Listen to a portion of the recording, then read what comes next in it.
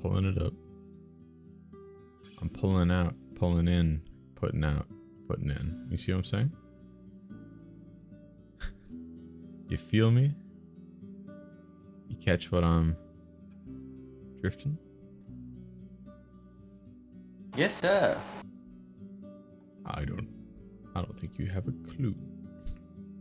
I think you're lying to me because you're trying to lie.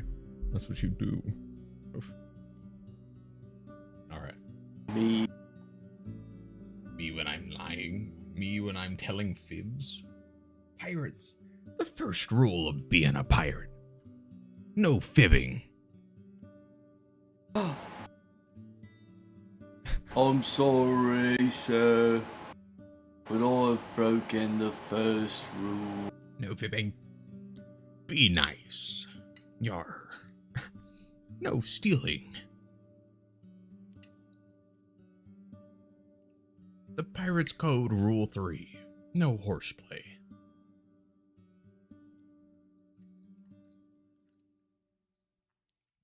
You ready? I guess. Should we read the journal and remember what the hell we were doing? We have so many quests.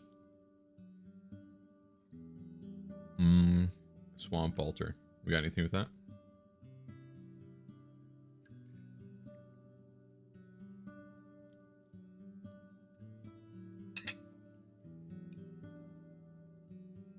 I don't remember. What about Howler's Dell? That doesn't exist. You're lying right now. Oh, we have plenty of few things. Oh, the stream is wanting to blink in and out. So that I can see if the sun is mine. Alright, what'd you say? Just try this. Your stream is flashbanging me. What do you mean? Flash, flash. Flash. Flash. Flash. What do you mean? It's like I see it, Oh, and I then it's see. black screen, and then I see it, and then it's black screen. It's because it's hooking the wrong thing. Hold on. That better? How's that look? How's that look? Where are you? You sound like you're in a cavern.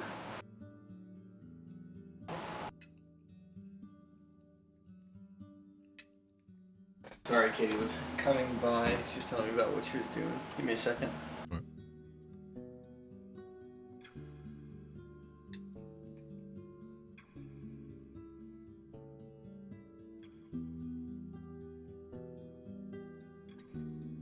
A beautiful map. Gorgeous.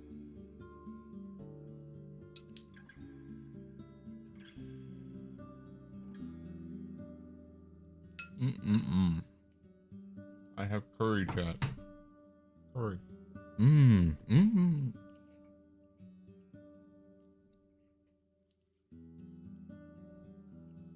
Delicious.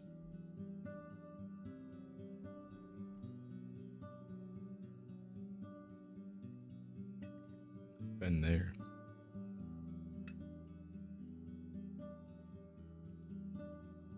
This island is whack.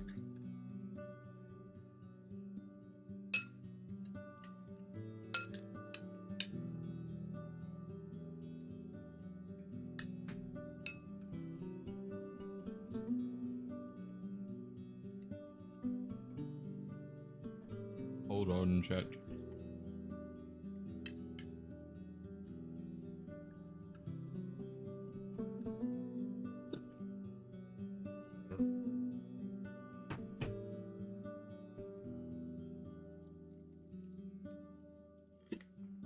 Chat loves me.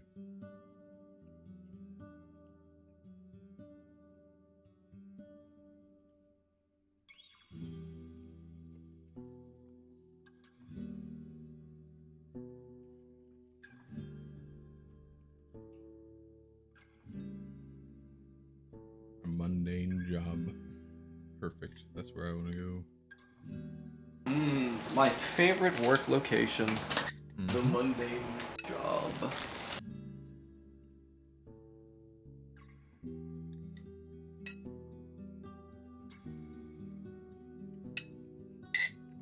Alrighty. You ready? Here, your mic all set up. Mm-hmm. Mm-hmm. The mic is always set up. I'm scraping the I'm munching on some Mhm. carrots and ranch. Everything I had here. Okay. We are at the Howler's Dell. We are looking for a lot of things. Yes, we have quite a few quests. And we have little time. Until fall. Fall, where we would get banished or something. Our clothes are icky. Our face is icky. We'll just leave in the fall. We'll get banished. Like, alright, well, that was a cool summer. That was crazy. Holy shit. Anyway. Back to selling almost died. peanuts to Western merchants or something. Mm-hmm. We have... Okay. What do we have in our inventory? Horse. Tug. We have a healing potion. We have 1 coins. I'm surprised we still have Tug, to be honest with you. Yeah. We have 3 more rods. We just have like 3 arrows. We have 1 arrow. We do have Crossbow bolts, my bad. Oh, yeah. The crossbow quarrels. We don't even have a crossbow. We do have this thing, though. Okay. Do we need to talk to the mayor? I don't remember. As well. She'll be here soon. Oh, God. There we go. Let's ask about stress. Oh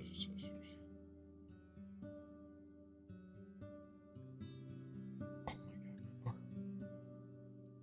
Your stream is not happy over here on my end. Is it still flickery? Oh yeah. Let me relinquish. How about now? Is that better?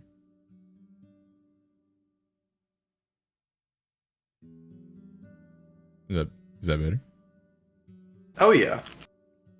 Is it? Mm-hmm. Good.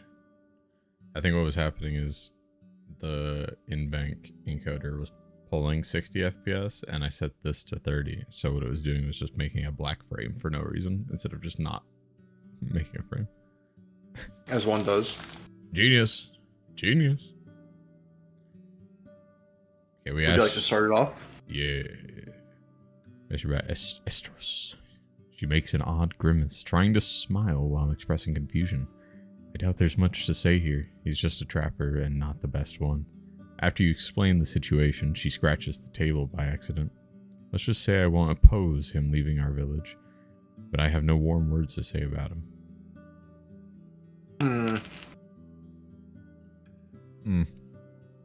We gotta go find out about them raids. I guess. Could we use work? We don't have any money.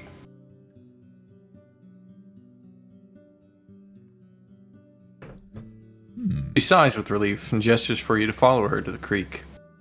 Light dances on its surfaces, and you can't miss the fact that its humming conveniently camouflages the mayor's voice. I have a perfect task for someone of your trade. Behind our northern gate, you'll find a road that leads to a coastal beach that used to be occupied by our fishers. Hit by gusts of cold wind, she adjusts her cape, covering her neck.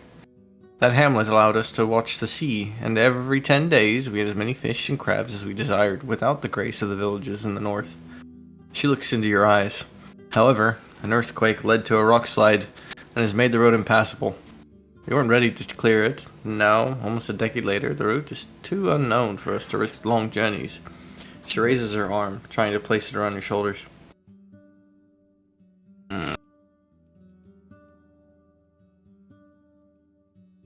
We're not friends. We step back. Yes. Oh, man. With narrowed eyes, she freezes, then crosses her arms. Let's not make a scene, just listen. My neighbors deserve to reclaim the sea, but after all this, it will be difficult. With your palfrey, you can help us explore these places.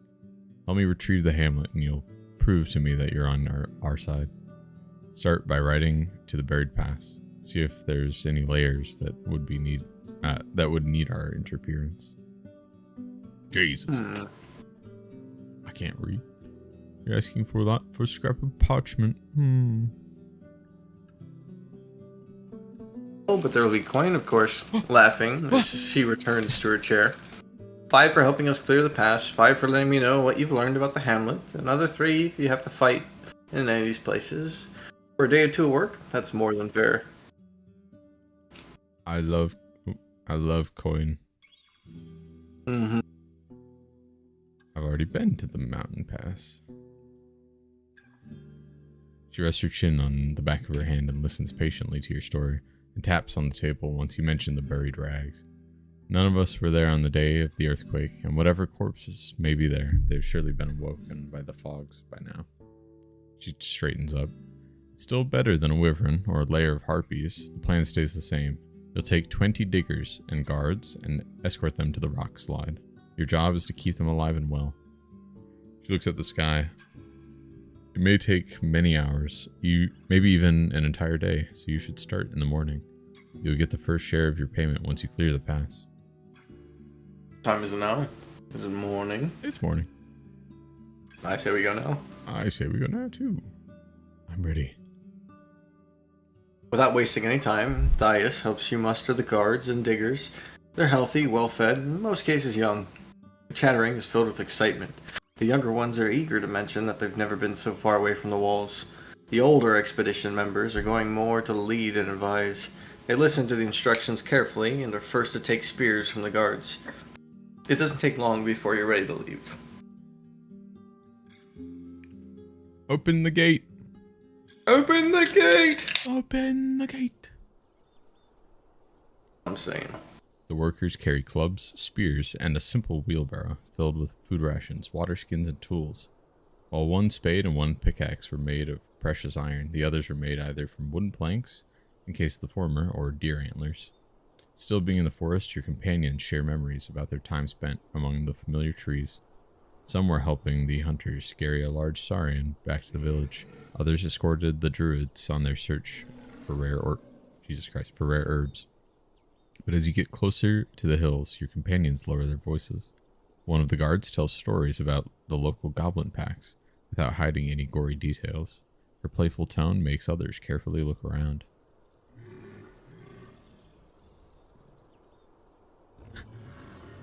Interesting. Anyway, Goblin packs, you say? Harpies too. You're gonna die. Actually, yeah, we should probably warn them about them. I'd be like, it's fine. Don't look around.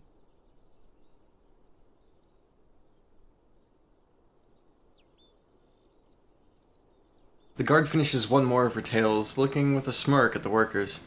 That's right, you chip in. Or that's right, you chip in. Oh. Chipping? What? The stream just reverted back to the previous dialogue. Oh, there we go. Oh, maybe. Oh. Dude, it's going disco. What do you mean? It just keeps flickering between the inn. Is that better? We're just stuck on the end. Hold on, let me just open and close. There you go. That's right, you chip in. And that's why we need to keep our eyes open. Threats may hide in the rocks, in clouds, and beneath our feet. I'll ride last, so I've got our backs. Now lower your voices. Let's not cause any more landslides. None of them. The others nod, and after you, regroup. Silence.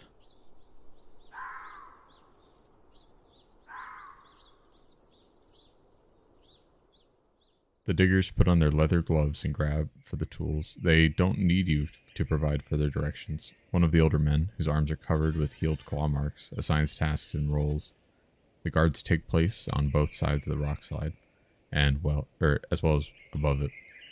Finally, as the first sound of the pickaxe cuts through the sky, the overseer turns towards you and stands silent for a moment, looking uncomfortable with the idea of ordering you around. Yeah, I ain't lifting a hand. No pickaxe. Yeah, our job is to keep them safe. It would have been twice as many coins for me to lay my my strength upon this rock slide. Indeed. Waiting for it to catch up. There we go. You lead Tug to the nearest few clumps of grass, then begin your patrol. The hours pass with little excitement, so at least you have enough time to brush your pal free. Ignore the sounds of the pickaxes and gather my thoughts. You're on the Discord stream, yeah? Yeah. It's quite buggy. Is it still geeking out? Oh, yeah. What's it doing? It's like, it'll flash between, like, what was previously there and, like, what is supposed to be there. Like, all of the dialogue that I'm trying to read is, like, constantly jumping back and forth. How's this? Better. Now it's just flashing black at me, which is fine enough. It shouldn't do that. No, it shouldn't, but here we are. How about that?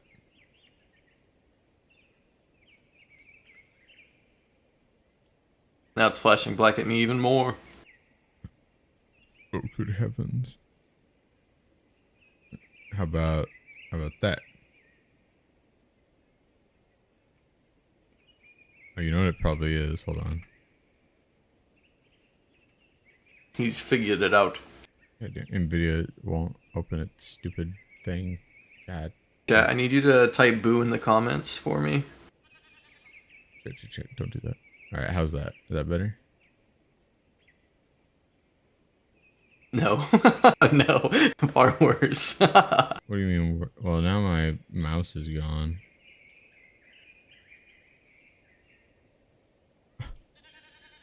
Where did my mouse go? Mm-hmm. Let me save and restart the game. It seems we're experiencing technical difficulties. I don't know what the hell is going on. Where's my mouse?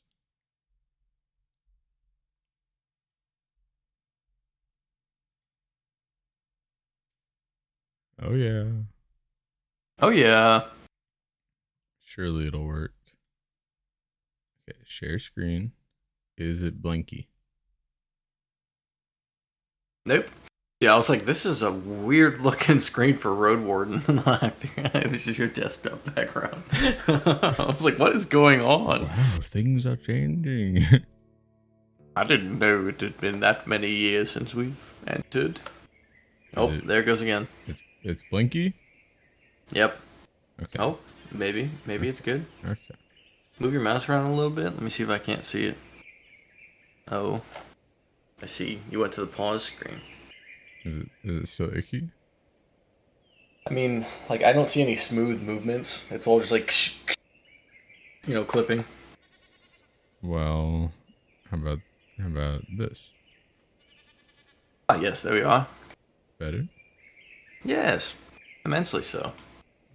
And then let me also try and turn the preview off there. That might help. Does that help? It's not blinking at me, so I assume so. Very good. Yes, try to ignore the sounds of the pickaxes. I'm trying to ignore.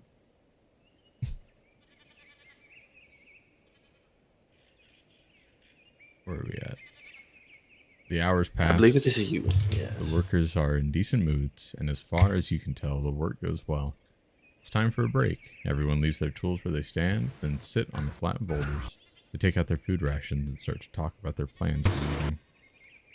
I stay vigilant. Oh, yeah. We don't sit down with them. Never ever.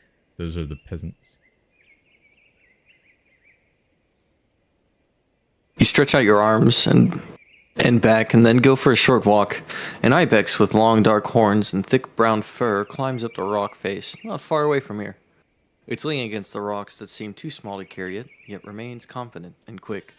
For a moment, it gives you a silent look, not aware that unlike most predators, humans know very well how to cause harm to distant targets. It jumps on tiny shelves and reaches the top of the wall, where it gracefully walks away. You approach Tug, which nickers at you, happy to take a long rest in such peaceful surroundings. It bows its head, and you scratch the bottom of its neck firmly. The overseer clears his throat, stands up, and addresses you. So far, nae crops. He rubs his scars with a grunt. But there was a boot eye. Maybe the leg walked away on its own. Better grab your axe. We'll strike as soon as we see it, awoken or not. You ready? No. Um.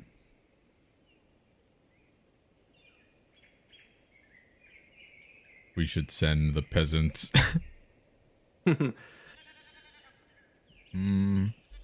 It would be good to have everyone on full alert.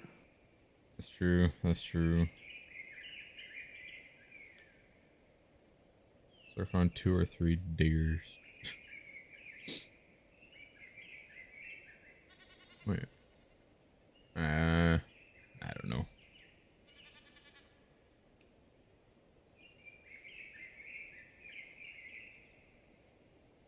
It's a coin flip. Yeah. Let's do... Let's surround everyone together. He nods. Hey, let's stay patient. We have all the numbers we need right now. He gestures for everyone to stand up and gather around him, then points at 5 people, calling them by their names. You stay on guard. The rest, you dig. Don't move more than 1 rock at once. Anyone hears anything or sees a bone, stop whatever you're doing and shout. We do not need nay adventurers. Adventurers. We do not need nay. we do not need nay adventurers. Nah. We do not need nay adventurers. Half the workers grab the spears and form a semicircle around the diggers. The others move slowly, breaking, pushing, and carrying away the rocks. The tension is palpable, and there are not enough hands to get through the rubble quickly. Close.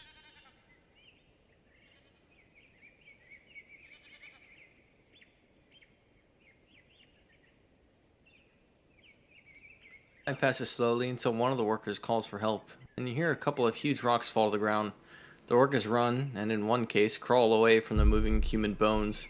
There's no soul between you and it. Oh, it started lagging out on me. Give me a second. Oh no. There we go. And the panic workers stupefy you with their screams. You pull out your axe. Hold your positions. Or should we strike it? We are definitely not the most well at combat, so maybe we hold positions. That's a good plot. You stand with a raised weapon, observing the moving creature. Its whitish skull is cracked around the thin arm, held together only by pneuma. Wait, its whitish skull is cracked, and the thin arms held together only by pneuma are reaching out towards you. It doesn't utter as much as a shout, and its empty eye sockets are like an abyss. The crowd observes the creature, at first with frightened gasps, then in silence. After a couple of heartbeats, the overseer points at the corpse. The bloody bonehead has no legs! The shock loses its grasp. One of the guards pokes the undead with a spear before it manages to catch the weapon. It gets hit once, twice, and many more times until it stops moving. The loose bones scatter around. The first chuckle is followed by bursts of laughter. An older digger looks at you with a smile. Scary, eh? I almost ran away.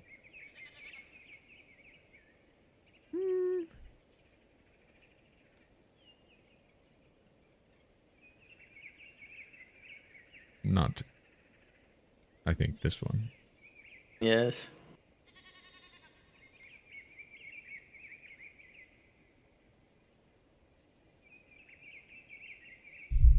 You stretch out. Oh, nope. That's an old dialogue. There we go.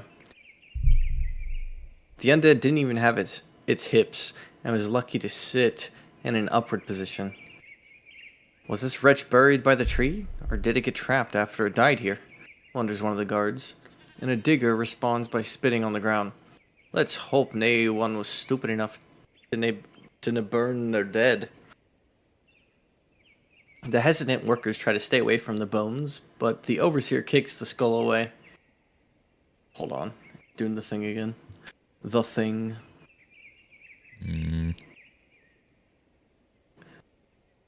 Sparking another wave of laughter. He cups his head around his mouth. Now, there may be another one here, and its legs may still be kicking. Grab your tools. We didn't have more than an hour ahead of us. He turns toward you and nods politely. You know how to get rid of a corpse from the road? What do we do?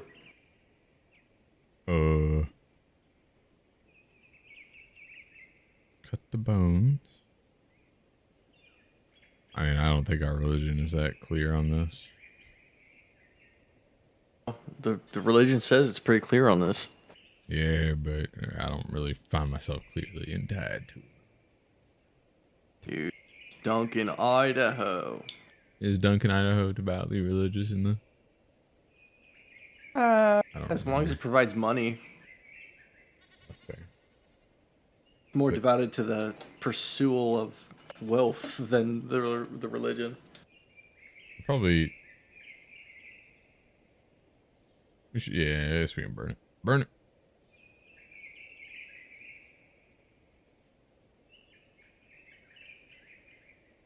The faithful. Nice. He sighs. Nice. I hard to argue with that. Take 5 souls with you. He rubs his hands together and raises his voice and starts to assign new tasks. Cutting down branches with simple stone axes takes quite a bit of time, and you take your tinderbox and gather an old dry bough standing in the middle of a meadow and cover it with broken twigs and bones. After a moment of silence, you step away from the burning remains. Without a word, your companions observe the unusual pyre for another minute. Back to the entrance. Oh, we got like a nice little buff in the bottom left-hand side of our screen. Little holy thing. It's one of the achievements. Very nice. I wonder if you can fill the whole thing. I could definitely see that.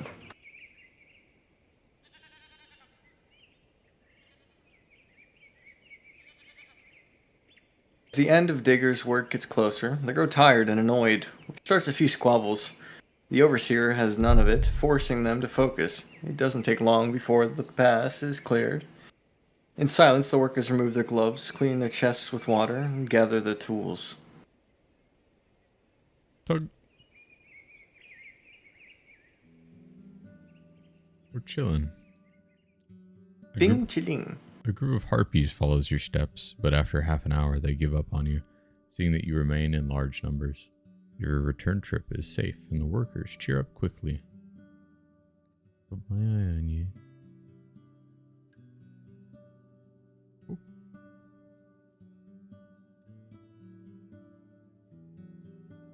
Your loud expedition gets noticed long before you reach the gates, and the villagers gather by the open gate. The parents welcome their children, the siblings and friends mock the presumed cowardice of their equals, and the kids ask for stories. For many of the members of your group, it was the first time they truly left their homes.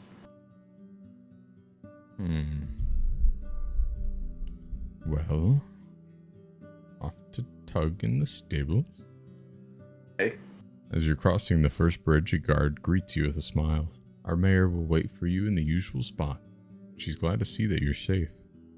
You lead your mount into the haystack, and as you loosen up the saddle, yet another person shows up behind you.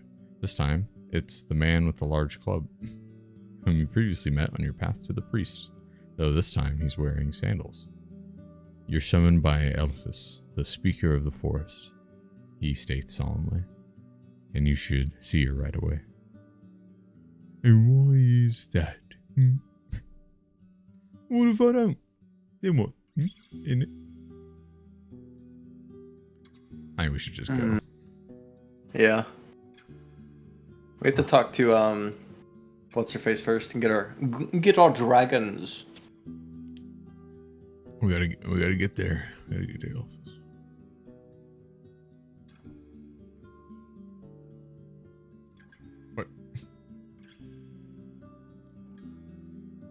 two... Oh. That's you. That's you.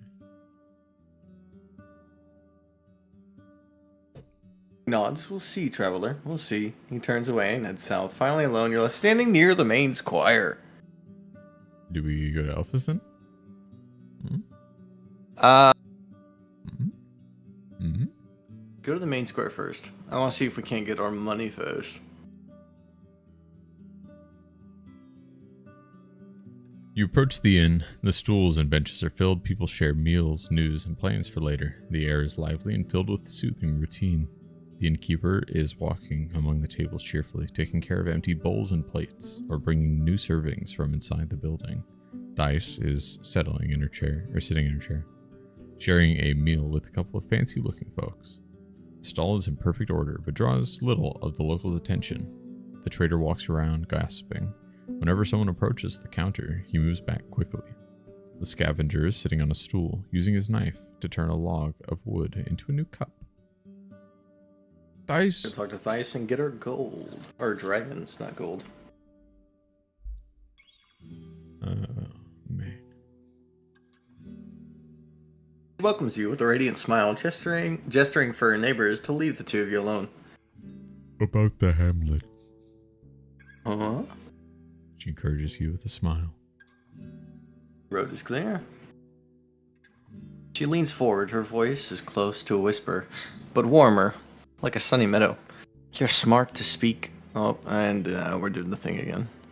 Why must it do this? You're smart to speak with me instead of Elpis. She's getting meddlesome. She straightens up. Hit me with the good news, Duncan Idaho. After you mention the undead, she stops herself from shedding tears of laughter. A skeleton with no legs. That must be a good sign. Still chuckling, her hand reaches into her belt, from which she unpins a leather pouch, which she then hands you politely. You've done well. Our work isn't finished yet, but we're close. So close. You take the pouch and peek inside. 8 dragons. That's pretty good.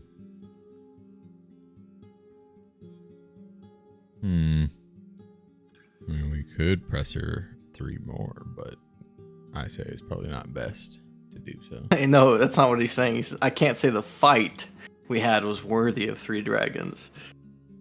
Oh, I see. Well, I ain't telling her that. Nope. Let me see. Time to search the hamlet. What is this nightmarish trick? You read my soul, Duncan Idaho. Pay close attention to what you'll find. She rubs her pale hands, then starts to count down on her pale fingers. How many cabins are still standing? Are there any layers nearby? Any signs of vagabonds? Soul-eating mold? Broken walls? The more you learn, the better. I'll see you soon. Okay.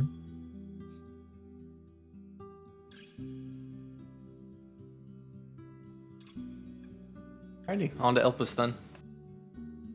You damn right. I'll start a new life in Hoffleman. Of course. We're talking to Eric. Let's talk to Eric. This is you. Oh.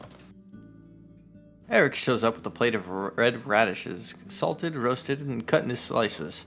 He invites you both to help yourself, but before he leaves, Thice grabs his hand and looks into his eyes. They smile at each other, without a word. After a few heartbeats, she turns back to you. I don't really know your plans, Duncan Idaho. Are you planning to stay in the north? Maybe find a family?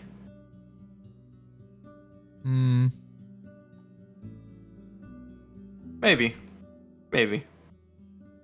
You have no need to know, and I ain't fucking telling you. You don't need to know. She frowns slightly, and it's the innkeep who speaks first.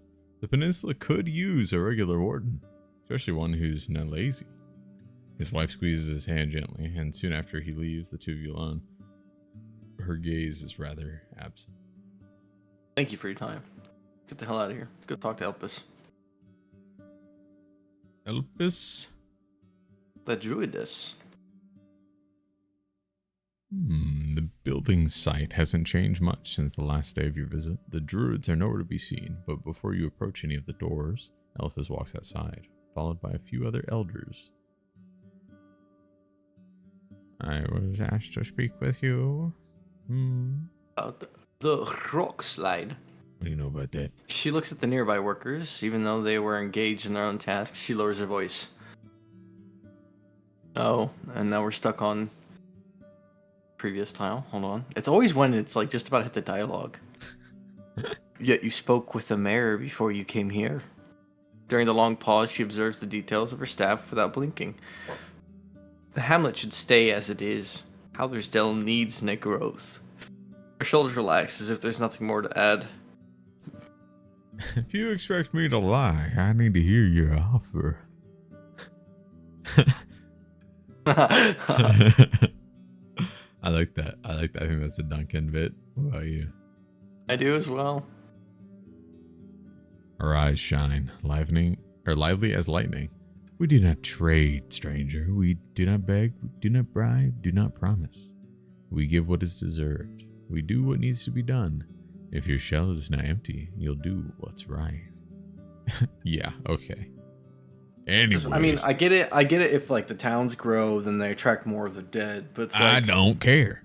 I don't care. I'm getting money. You're not giving me nothing. Big town, big trade, big money. That's where I'm heading. Tell me more. I'm I Duncan, guess. I know. I am kind of interested though. Like, what's her? True. Our people need nay more gluttony, nay more opulence, nay creature can never gain everything that it dreams. Oh, okay, hold on, give me a second. Did a bug? Yep, you're smart to speak with me instead of Elpish. She's getting meddlesome. Okay, there we go. And that's a heartful pursuit, a run that breaks limbs. Her lips get thinner. Thais' heart belongs to Hovelin. Give her what she wants, and she'll be weakened. When the day of hardship comes, she'll ne have enough strength to accept it. Fair. Let me. So it's just politics. It's always just politics. Come on now. Realistically.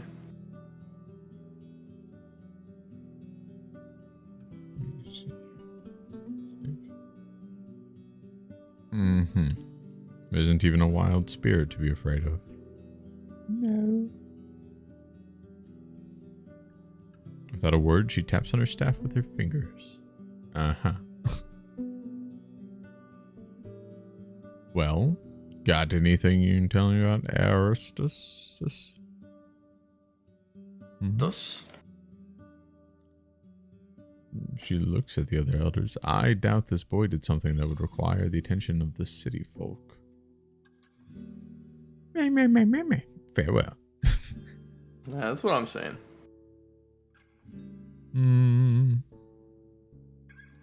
Well, You're wandering. 7 hours. I guess. Do we need to go? We don't need anything. Timo's waiting for me to speak with Paulus and the Gill Rocks. I guess we can go back to the Gill Rocks. We could. The Gale Rocks are. What was that way? I believe. I haven't been that way. It's the new pass. Oh, yeah. It's not clear. Oh, yeah. The Gale Rocks is fucking there. Yeah. And we could go this way, too. Creeper. Remember what happened last time we went that way? Yeah. That harpy got us. Ripped us up, dude. Ooh. Well, you know, that would be cringe, wouldn't it? Let me... I want to lose Tug, dude. If we lose our palfrey, we're screwed. It's gonna take so much longer to get everywhere. That is a good point that you make here, and I would agree. Let me edit my thumbnail here. I gotta make it fancy. I gotta make it clickable. Play. There we go. Boom. Did you make it clickable? Yep.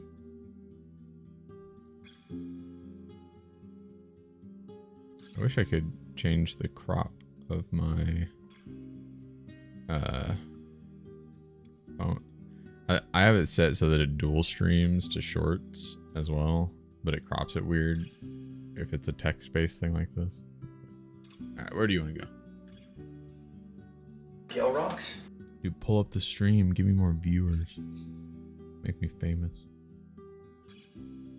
Gale Rocks? You don't even want to peek over here? I mean, we can. It is a new area. It's probably pretty dangerous, though. TBH.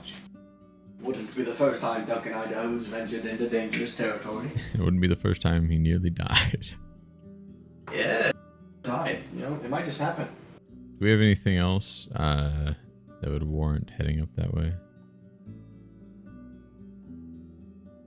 Not that I know of. Let me check. Gale Rocks. Quests.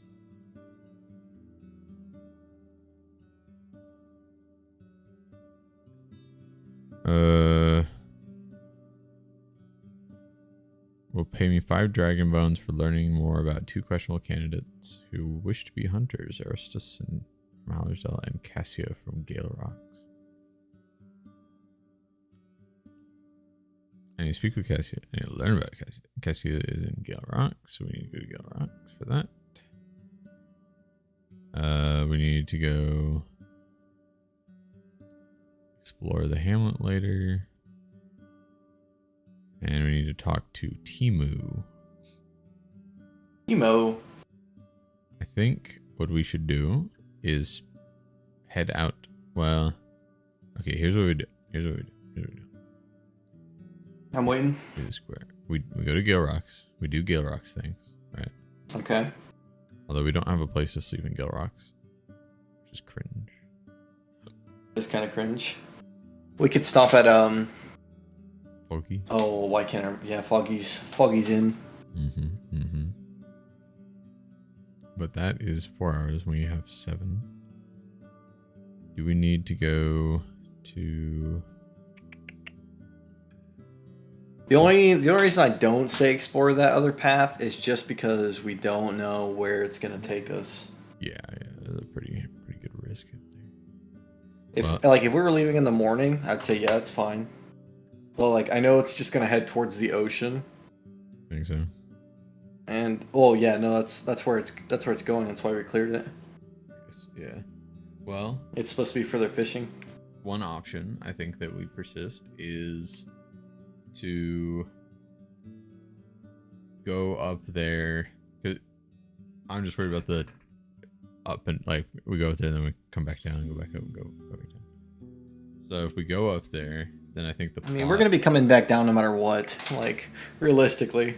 Yeah, I'm saying we go up there, and I don't know if we have, but I don't know if we can see. Well, okay, we go up there. Maybe we hit this for some snacks, this for some fish. Sleep at Foggy, go here, and then go explore this.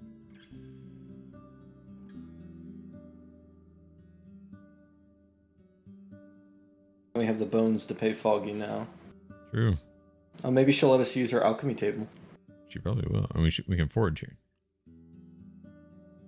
Let's do that. Let's do that. I like that idea. Good idea. Forest garden.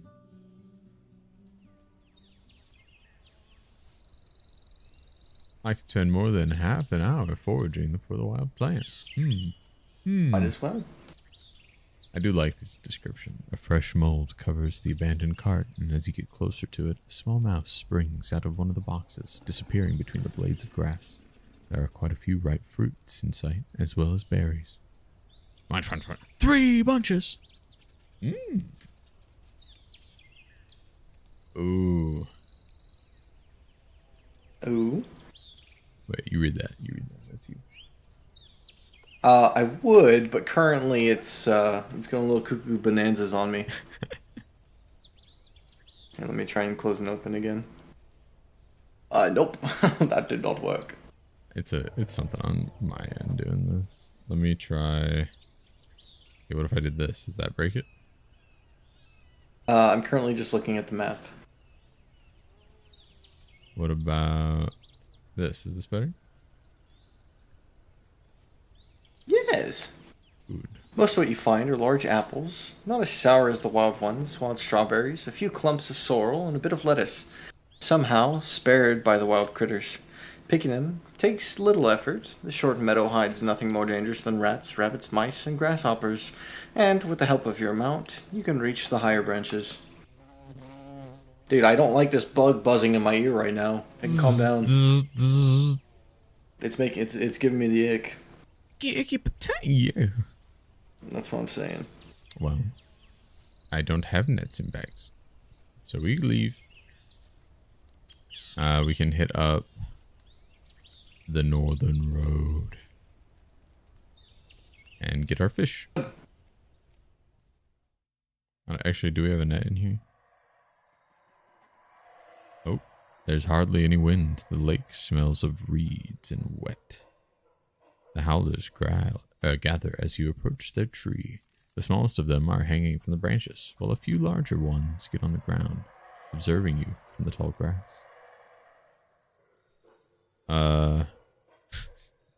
Do we geek them out? I feel like that's not gonna work. No, we should probably just plug our ears. Plug my ears. Oh.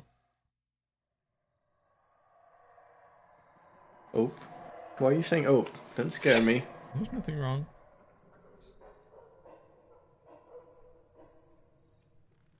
Stick wax into your ears. The first touch is rather unpleasant, but after only a few attempts, the plugs seem to stay in their place. Even after you shake your head, the one issue is they distract you with the newly muffled sounds. The howler gets less intrusive, but as long as you have ears, some of it will reach you. We gotta try and... Can we just leave? Oh, we can just leave. How much time do we have? We got 3 hours. So... Where is our net? Is a great question. We can see on the map.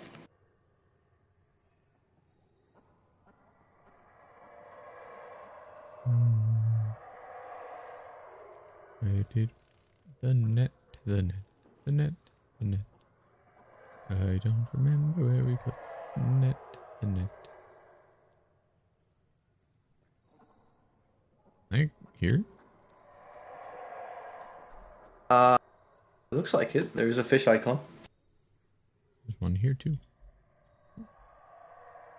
Decent spot for a fish trap if I had one. Alright. We have 2. I'm pretty sure we have 2.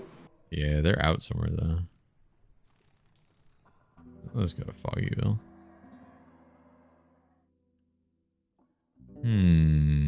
There's a hint of a strange stench and fresh claw marks left on the ground.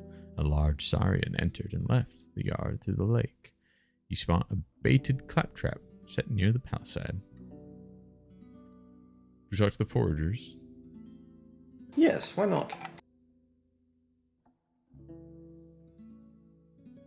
They wait for you to speak. Let's see. We need to talk to Caius. This is one of the people in the quest. Yes, let's talk to Caius. Oh, Caius, your boss told me you have some sort of visions. It's crazy. He meets your eyes and straightens up, reaching out to you with his sturdy hand.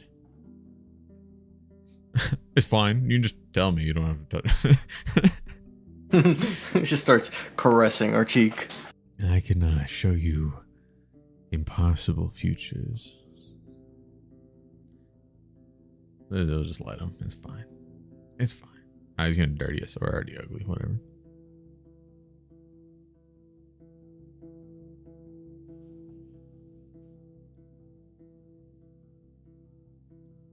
Rest on your shoulders, light like a bird. Your nose tells you that he hasn't washed in quite a few days. The right hears the prayers of the people. I mean, of the 10 cities. All the tribes and the empress and priests, merchants, farmers. We thought things were lost. The glory behind us. Punished by humiliation for our weak hearts. He starts to shake his stump a foot away from your face. But there's hope. His voice gets stronger with every heartbeat, and a wild smile shows up under his beard. The right's test is behind us, and we, the sinners, have failed it. Now are the days of atonement, and of the new cities, with new tribes, and the cleansed land. We, you know, have to fix ourselves, change what we can, weed out our sins, and bring fresh hearts to the holiest soul carrier, and let them guide us anew, with new tablets and prayers, and a new church. The only church, yes! He steps in place, bursting with excitement. All the rivers will flow as one wave, and the new cities, the reborn city, will wipe out the barbarians. He spits on the ground and send them back into their chains. He points his hand south. We will come through the ashes, reborn into a power greater than any fortress, than 1,000 dragons, than all the ships and armies. He steps back, lowering his head. I, the humble servant, was granted this vision. I see. You're insane. I mean, you know, as much as part of me goes, oh, Duck and Idaho would be like, yeah, definitely, man, totally, sure, and like agree with them, and also part of me is like, what the fuck are you talking about? I see. I could see him be, oh yeah, so be it, but like, obviously not. Maybe Duncan Idaho does believe it. Yeah, maybe he does. Maybe he does. Something with the right, something at new cities, cleanse the land. I mean, I don't know. All these options are viable for him. What do you think? What should we do? How do we? I believe. You believe? We should. I believe we should say. You're insane. I mean, that one is pretty funny. It is pretty good. I don't know. I don't know. It would be pretty good, though. It would be pretty good. 10 out of 10 would be funny. Quick save. You're insane. He points at you with his stump. The wave is going to take you too, Roadwarden. You will drown in what's to come. He turns away from you and approaches the wall, crossing his arm. Tvi presses a clenched fist to his lips, stopping himself from laughter, while Ilan looks at the prophet with concern. Don't upset him, friend. He'll have nightmares again. Uh-huh. I see. Have you met Aristus the Trapper?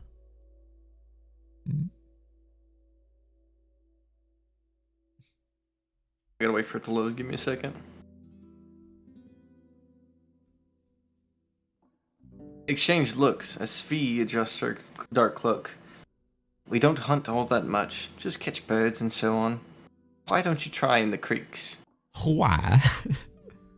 Why don't you try in creeks? Edmund, Dahlia, and Vashon didn't return from their hunting trip. Did they share any plans with you? Why would they? Today. Growls Svi. They don't waste our time. We don't bother with theirs. You know what he is? He's the Joker. That's what it is. Why would they? They don't waste our time. Why? We wouldn't bother with theirs. Why so serious, Duncan Idaho? Roadwarden. I don't know how I got these scars, Roadwarden. It was the Howlers. You see, my father. My father was a harpy. My mother was a howler. and that's how I got these scars. All right, thanks. He just slowly turns into Owen Wilson. Ilan's eyes are a bit warmer. Ephron already asked us. They ate there on the stairs, then left days ago. They didn't want to get in each other's way, so they planned to spread. That's all I know. Seeing your look, he spreads his arms in an awkward shrug. They were laughing, eating, all confident and strong. I didn't know they would disappear. You consider his words when the shorter man starts to snap his fingers. Wait. I heard one thing. Something about, yeah, they won't go north because of the dark magic in the tunnel. Then it's smart of them, concludes Celan with a humble smile. Better than nothing, eh? I'm sure they're fine. I wouldn't be. But okay. Okay. What can you tell me about the peninsula? Says Duncan Idaho, who's been here for a month. Yeah, he wants to know. Can you tell him about it? You tell me.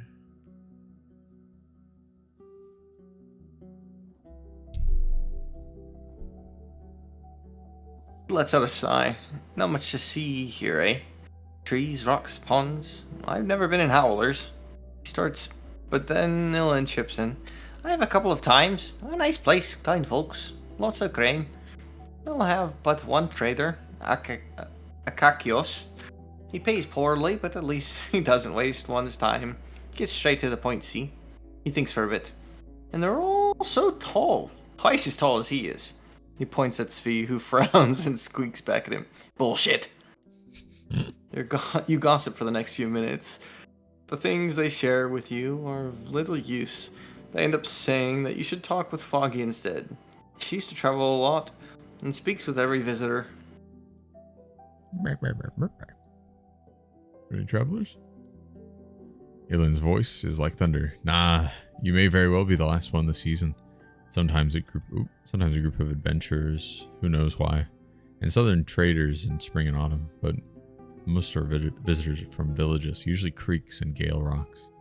They leave goods at our place or just outside, and my mom barters in their name with the others.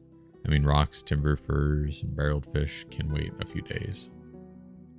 I have nothing else to say. Walk away. To the tavern.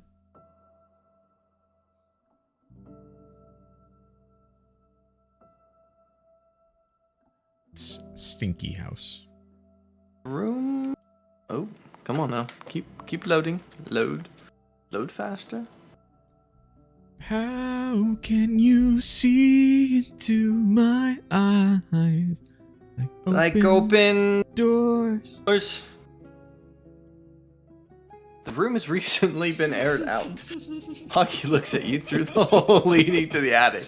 She gets down. Having only one arm doesn't seem to hinder her. She welcomes you with a gentle nod.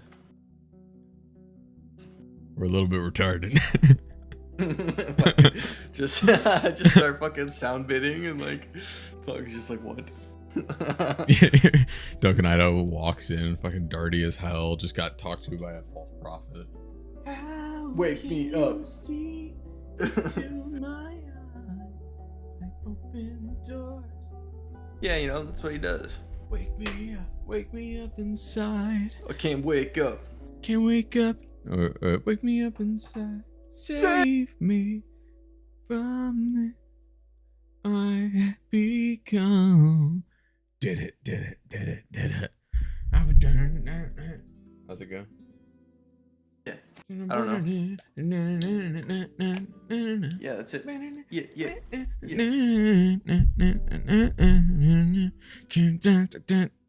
To the shindig.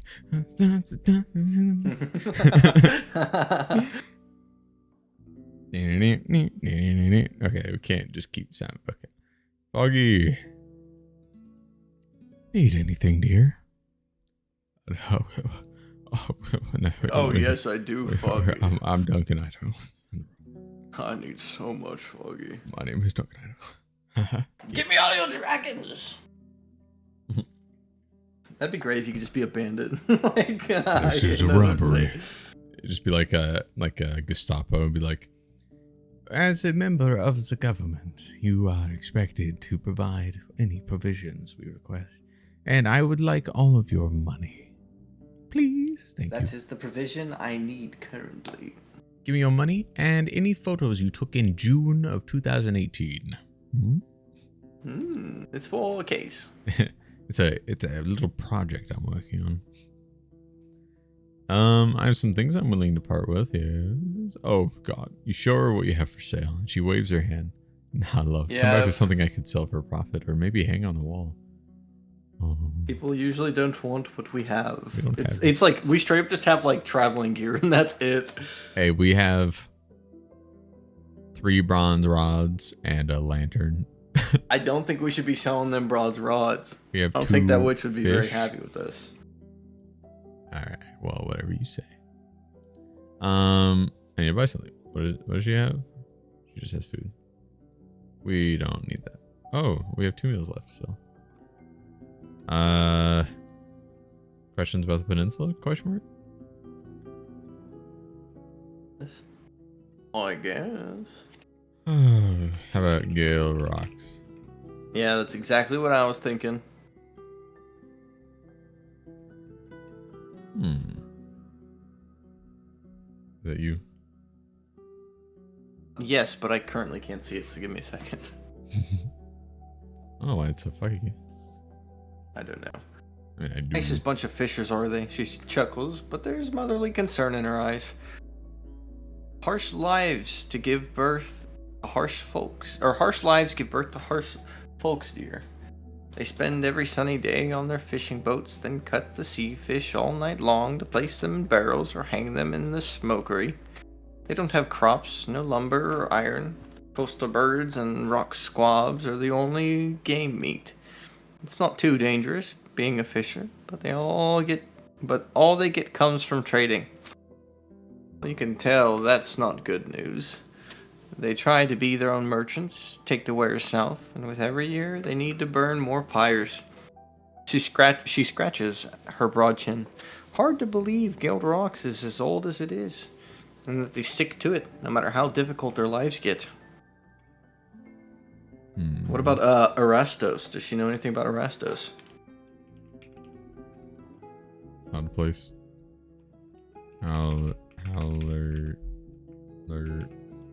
Dell. Dell. Well, there's a lot to say about Hallersdale, dear. Her eyes dart around, and you have to press her before she says anything of note. It's in the middle of the Western Road, among the safer lands, and has a large forest garden. Its folks eat and dress well, and have plenty of guards, and the strong spells of the druids. She scratches her knee, measuring every word. Whatever you do, remember to laugh at the mayor's jokes. Her name is Thias. Don't get in her way. Her voice is as grim as her eyes are serious. You recall your memories of Thias, a thin, smiling woman who likes expensive dresses. Foggies could squash her in the blink of an eye. What else we got? Maybe What are ask you her. scared of Thias for? Oh, you know what we should ask her about is the grove or whatever. Yeah. Grove?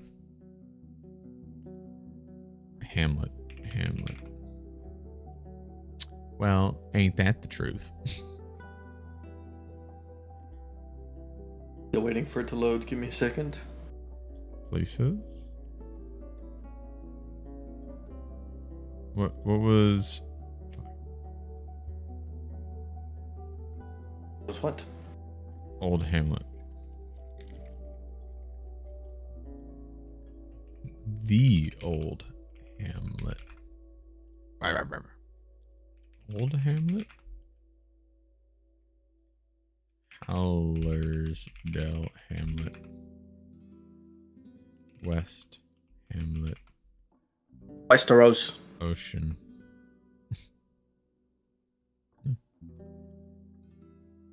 Not much to say about the ocean. Okay. What would you say? Esteros? Yes. No, Erastos. It's not a place. Oh, it has to be a place? Yeah. What about...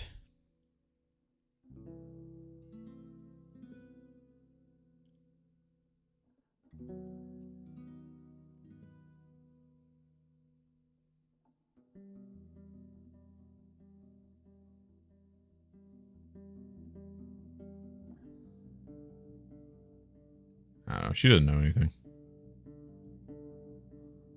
She knows nothing. What does she know? Nothing.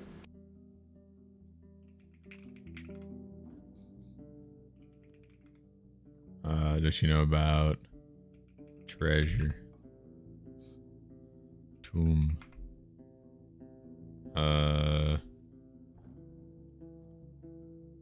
Gold. Does she know about secret? Does she know about the old bridge? The old bridge. Centuries old, the slab, and will stay there longer than any of us. Yeah, that's so true. Wow, what a good point you make. Why didn't I think of that? Why didn't I think of that? What a good insight. Thanks, Foggy. What about... How about forest? Center of the forest. Oh. Oh.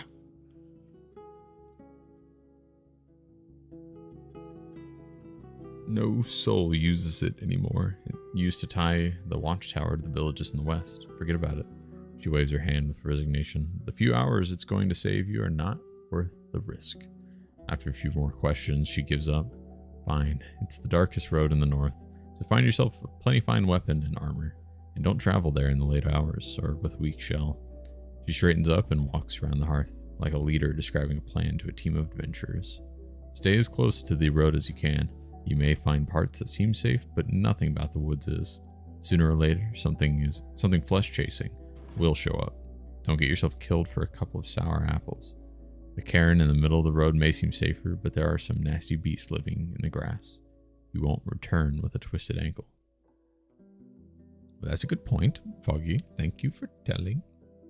Ah, we've been there plenty of times. Never seen anything of the sorts. What about coast? Something the coast appear in the north. Yep. What about temple?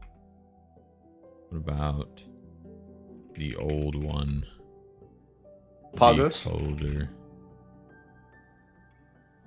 We've already talked to her about the beholder, I'm pretty sure. Secluded residence?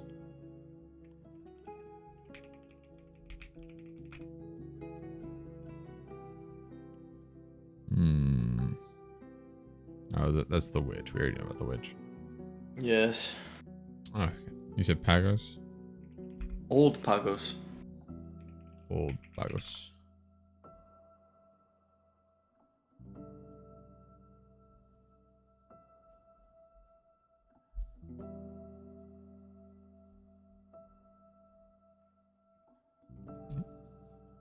That's you, Mr. Dorcius. Waiting. Scambidilius. Waiting for it to load. There we are. You'll do good visiting that place, dear. Maybe one of the oldest villages in the north. But even if it's not, it's safe with strong walls and safe roads. Crops are weak, but for generations now they've been cutting stone and building for other tribes in exchange for supplies. Some time ago, they tied themselves to the monks, and now they don't look too kindly on those who don't follow the orders of truth. She pauses, twisting her lips to one side, choosing her words carefully. But they're plenty fine folks, true believers, something lost in the city. Not one to deal in slave trading and pillage.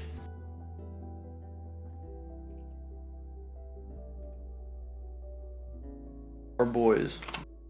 Hell yeah. Glad to know that they're not bad guys. Good. I think we've asked you enough nonsense. Yep. Thank you. So we check out that alchemy station. Yeah. See what else we can't learn. What do you want to learn about? Probably this would be really nice because we have. This. I don't know what this is. Oh, they're not load. Yeah, you have to. Oh, an ointment that can help me at the ford. Herbal bug repellent. Oh, actually, the bug repellent is good. I know we're trying to cross that one area and we can't get across because of all the bugs. That would be good, and the bush shrub remover. Yep. For the creeper vines and other such things. So, which one is more important? What do we like? We might be able to. If we want to do the creeper vines are blocking that one path. No, the bugs are blocking that one path that's just south of Foggy's place, correct? Or was it the vines? I can't remember. These are creeper vines. The watchtower was the bugs. I think if we debug it, we could sleep here. Well, we could, we should do the creeper vines then, because we want to go back down that path anyway. Yeah. The yellow dust that's meant to wither any plant. To use it, you should spread it on the ground near the roots, and then sprinkle it with water. It doesn't take a lot of dust at once, so a single bag will be a decent supply. Foggy's due is 1 dragon bone.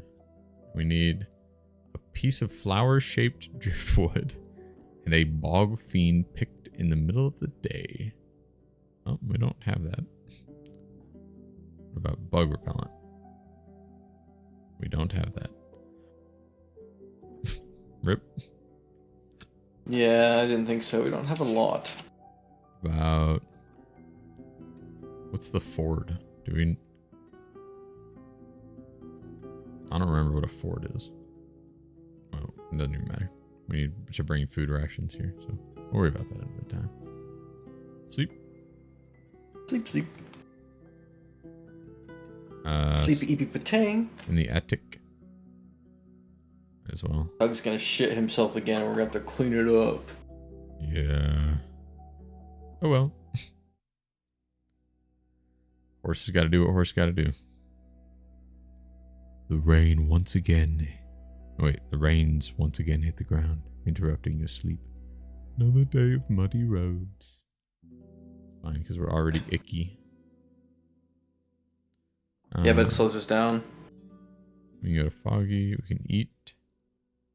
We can... Some chow. And then map. Wait, go side. Travel. So, we can go this way, which I think we got fucked last time. We need to go to here. Gale Rocks, right? Mm-hmm. To the Gale Rocks. My rocks are galing. My rocks are galing. My rocks are galing. Life could be a dream. Life is slowing down. That's you. I'm waiting for it to load. 1 second, please. Good heavens. Good heaven. Good golly goodness. Good golly goodness. Life is slowing down, and as you look around, many of the villagers are gathered at the western bank preparing for a meal or a prayer. Only the youngest workers remain at their posts, maintaining the most crucial tasks such as adding fuel to the flames. The guards are spread outside of the gates, watching the area carefully. Some of the locals slow down to observe you, but whenever you meet their eyes, you find a challenge, not amity. You go to... Well, I was meant to speak with Cassia for Dalit.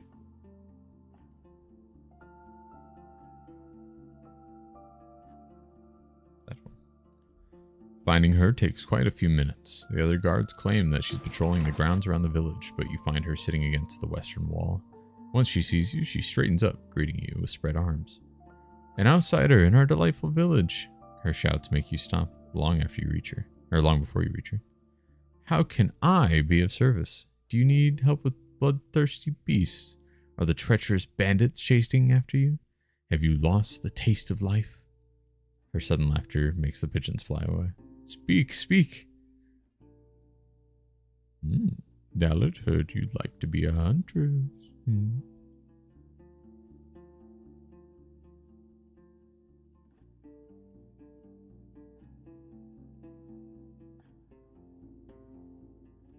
Splendid! As long as you can promise we'll head to Portia for a filling dinner first.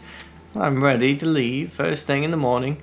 Her voice remains loud, adding to her confident gestures and cheerful stance. She's wearing a decent gambeson, but it's lazily put on without tightening the straps and cords, matching her loose, dirty short hair.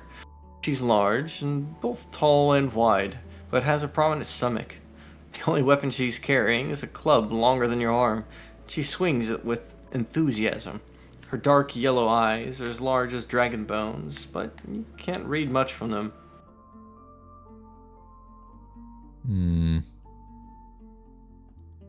Indeed. So, what do you do?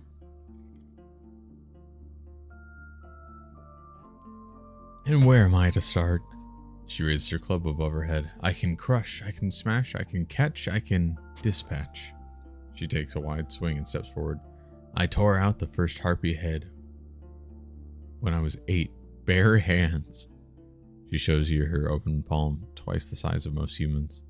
Troll hand, sister called me, until she hits the air between the two of you. Oh, like she killed her sister. Damn. Or at least smacked her with a club. I can do it. You're not satisfied living here, hmm?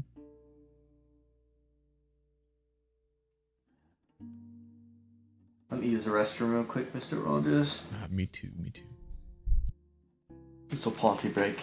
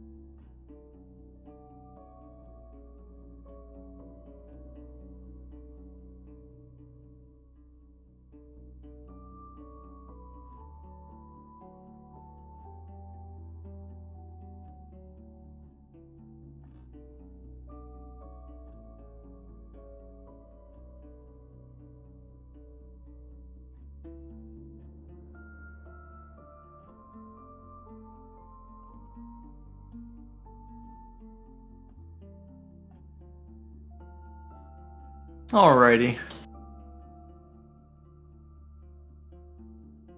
So chat, are you guys enjoying the stream? Let me pop this bad boy open. That way I can see what the chat has to say. Twitch, criticals. Yeah, that's what I'm looking for.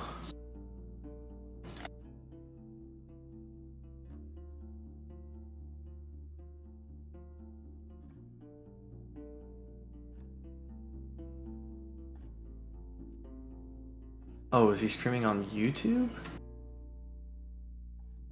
Yeah. A silly guy, huh? Here we are.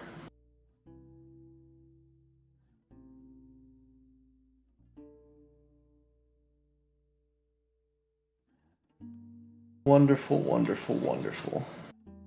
Excuse me. Just a sneezy little guy.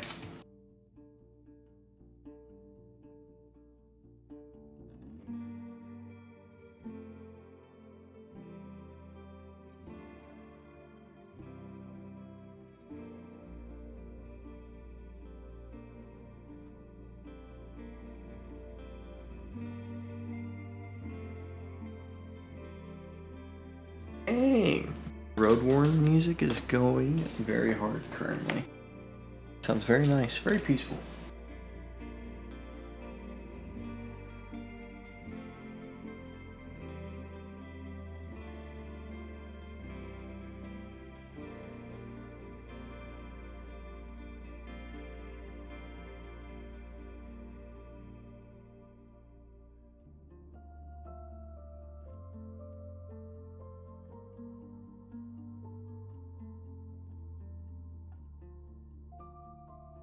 Oh my god, was I muted? Hello? I believe so.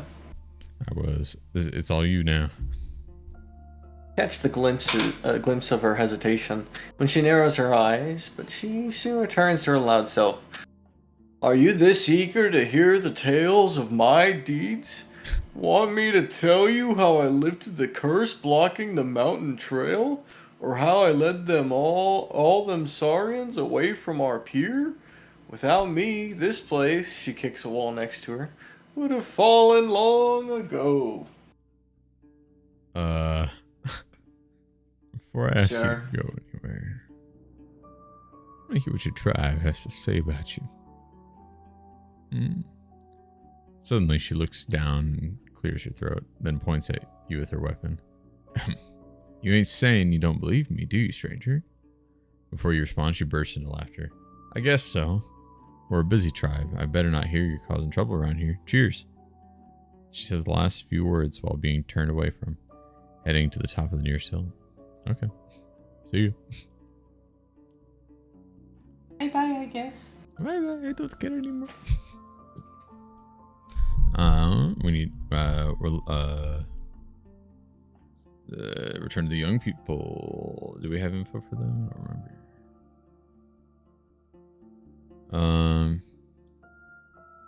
I tell Paulus about Timo's conditions. And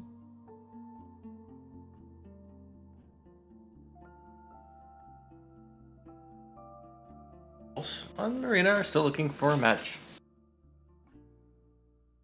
He responds with a smile, then warm laughter. And that's all? Of course I agree, as long as she teaches me them pirate dances, or whatever it is they do. Tell her I'll arrive with the spring thaw to meet her. His voice lowers suddenly, cut by pain, without anyone else, I suppose. He's first to mention the compensation for your service. You're still helping Marina, right? You've already talked to our head woman.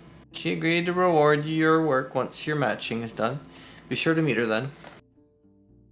Tell Marina about sushi. She looks She looks around nervously, and her voice is low and hesitant. An open relationship, as if seeing her blush, you nod. Our forebears wouldn't encourage such a way of living. Does she pray? When you mention that her village in general seems to not put much importance on the matters of faith, she seems to lose hope. Is she pretty at all? She says without meeting your eyes. You try to answer some more specific questions, making her interest suddenly grow. If she's really looking for safe, slow days, I ask her if she's willing to abandon this weird wish. Tell her. She pauses, then straightens up and speaks with confidence. as if she's reciting an old story. Tell her this, outsider. You can find love of soul and shell with me, and a new path free of empty cravings. You won't ever look back and regret it. Okay. Good. Whatever you say. I can't wait for her to say no. Imagine you're doing this like matchmaker thing in medieval times, and it's like, yeah, so this other person, you gotta like be this like super crazy religious thing, and they're also kind of like in a cult, and they also want an open relationship, and they also are like kind of icky and ugly. Wonderful.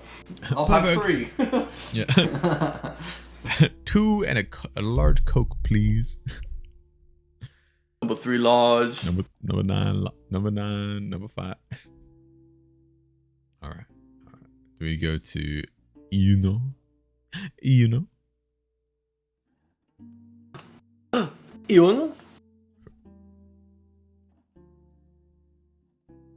She's building tiny houses from her wooden blocks, connecting their roofs with bridge-like leather strips. Cheers, outsider.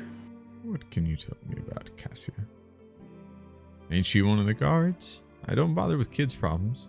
She looks forward to and makes a telling nod. Speak with Titus there. He trains with every fighter in our tribe. He does. Farewell. Oh yeah, I forgot she wants us to open up that tunnel. Yeah. That's on the east. We gotta talk to the head woman for money. Arena. You ascend the hill. The guard stands up and puts his woodwork on his pillow, then asks you to wait. You hear his and the head woman's voices coming from the hall, and once the man returns, he nods gently. You're asked to enter. I leave. See you.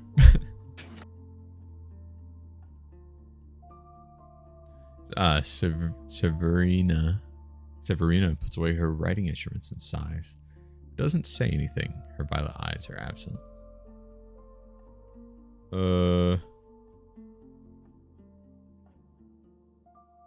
What are your thoughts on Cassia? Yes. This is me. The thought I'm bearing right now is that I'd rather not spread rumors about those I look after. Her annoyed eyes contradict her calm voice. Can't you bother the elders with such questions, or speak with Petronius, the gossip? He'll be happy to share with you all the dirty laundry he's touched. Maybe I will.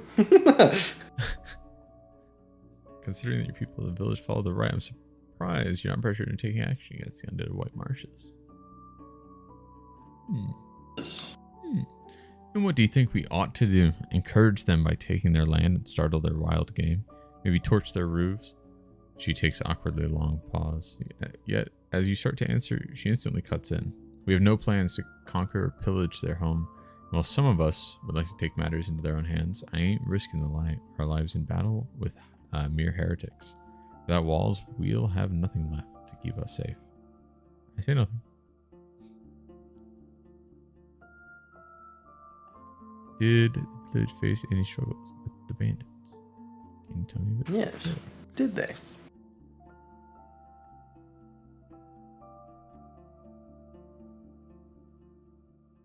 At her guard, then around her. Have you noticed where we are? We're safe enough to fight a dragon, and if there are any bandits in our woods, they eat nothing barring timber and worms. Whenever we trade, we send groups of 10, 20 souls strong enough to push away a few footpads. Well, that answers the bandits' question. What about Gilbert? Yeah, what do you know about the place you live? What do you know about it? She speaks slowly with a kindness someone may show to an annoying brat that is one last chance to learn from their mistake. Do I look like someone who'd be interested in spending time as a guide or telltale? Before you answer, she starts to move around a few small packages and looks inside one. Scat, spend some time among our walls. Speak with our fishers, the artisans, all of them lads and lasses whose blood keeps the shell of our village alive. Okay. There's something else we need to discuss. Nah, we'll wait. I don't think so. Okay.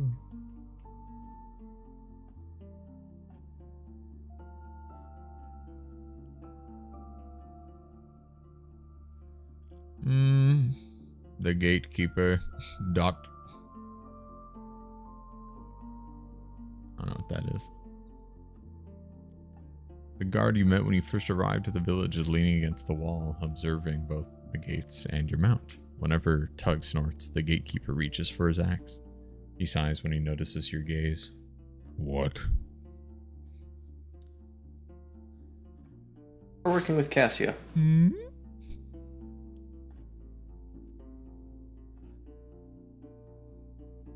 Go over there to fuck with them and then walk away. Yeah. Hey, so, He stops you with an annoyed grunt. What did she do this time? Getting no answer, he waves it off. Right.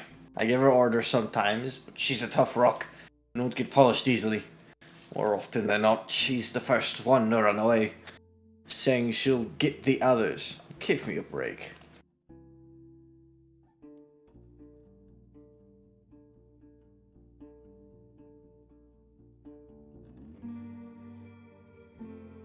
what do we think? In most settlements, people are much more hospitable.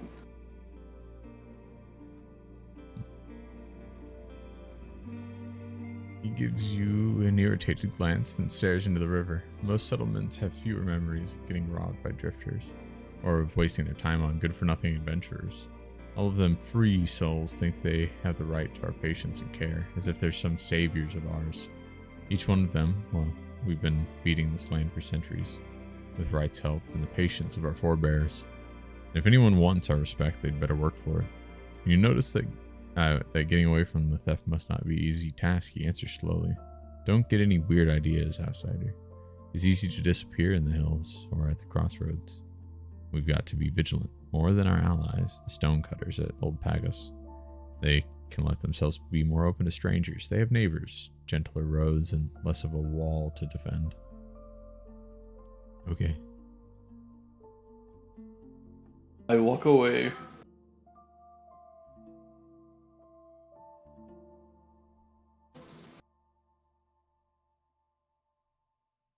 Are we looking for someone?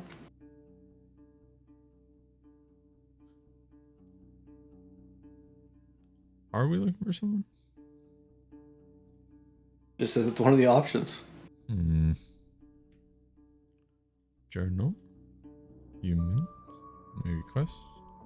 Maybe missing hunters?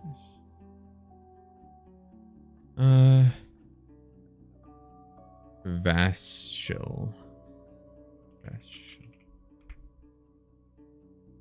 Oh.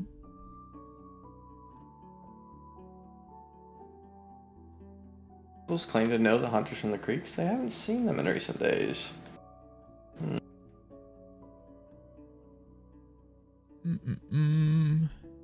What about Admin?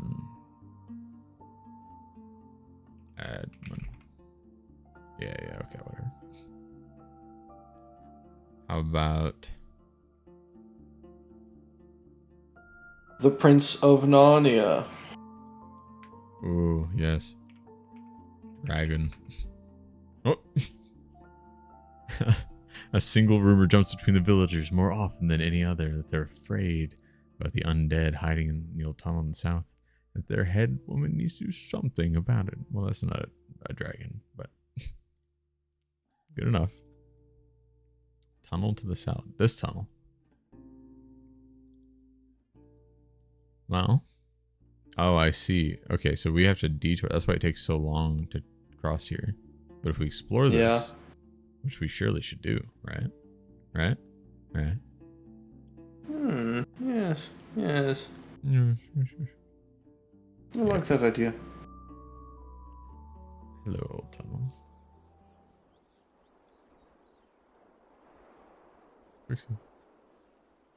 Although we've been through the old tunnel, we're just trying to... Have we? Ooh, said we I had could place a bronze rod somewhere around. Ooh, I could place a bronze rod. By now? Stick it in a crack. We're putting fucking 5G antennas around. Much. Well, time to go inside. Well worth it. I bet there's a whole bunch of fucking dead husks in there. Place a candle on the ground, then light it up with a few sparks from your tinderbox. You shove it inside the lantern, through the hole in its top, pressing it into a nail. You shake it up. You shake it for a bit, making sure it will stay standing. The candle isn't as bright as your torch, but it's safer, will last longer, and can easily replace by another one.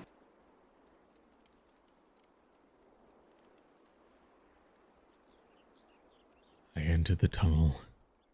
The road ahead is like the one you just crossed. A human-carved, straight corridor supported with beams.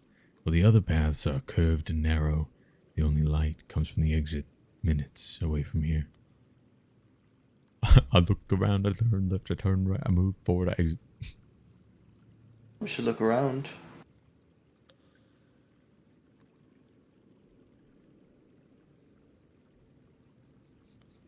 Remains of prey and fruit are rotting, but get sparser the deeper you enter the tunnel. The moist walls are shining as if they're made of an ore unknown to human tribes. You observe the dried trails. The ones left by boots lead toward both corridors. The path to your right also has marks left by hooves and wheels. Some of the fresher trails leading deeper into the tunnel resemble human souls, but deformed, lacking skin between their toes.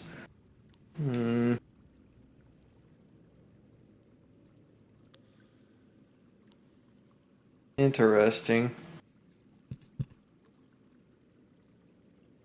Oh my god. I Do don't you know hear if I that? trust Back down in it. there. Do you hear that?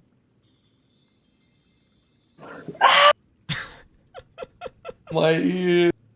That was so loud. Yes. Well, what do you say? Forward, surely. I Get in. might as well. You forge ahead for another few long minutes, no longer able to see the light from the exit. You need to stand on someone's shoulders to touch the ceiling. So far, you could ride through the tunnel without getting out of the saddle. The sound of a stream is reaching you from ahead. This time, there are no side paths. Examine or move ahead.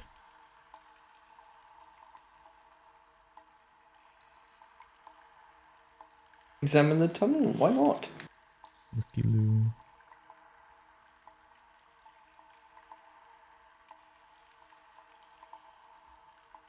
And a few minutes walking back and forth. Here, the wooden support is denser, with more beams on both the walls and on the ceiling.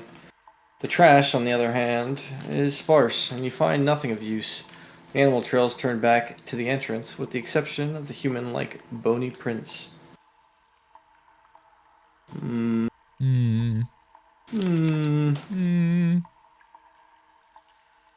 Move forward. That's never good. The stream has formed a wide pond. You stab it in a few spots, but it turns to be only a finger or two deep. There's no sign of a bridge. Look at it. Yeah, might as well.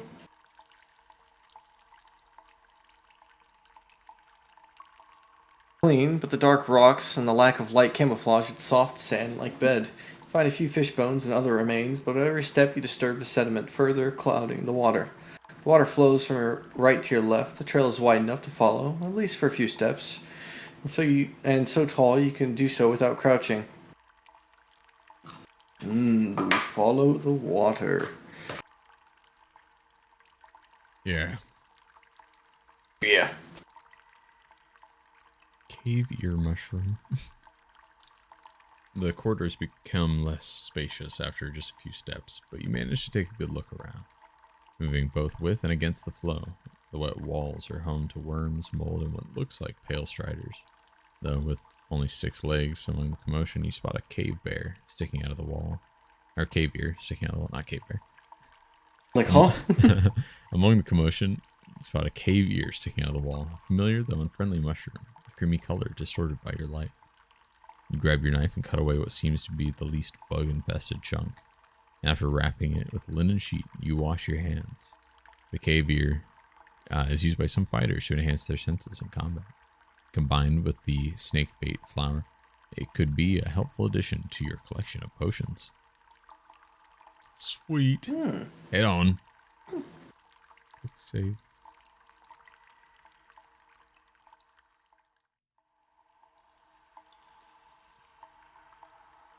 The open door to your right leads to a narrow corridor. Take a further look down the tunnel. A cave in broke timber blocking the path forward. Take a closer look. Note. You push away a few rocks, making them roll onto the floor. But the blockade is at least a few steps deep. It would take an entire team of diggers to get through, if it's possible at all. You climb up a bit and peek through the larger hole, close to the ceiling. There's a weak light coming from the distant end of the tunnel. Step back. Return to the stream.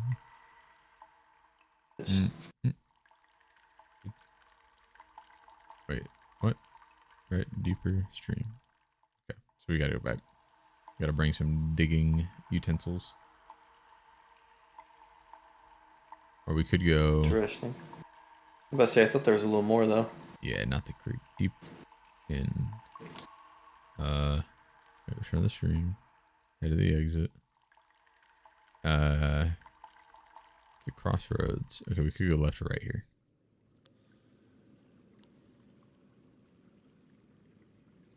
Let us go right. Right.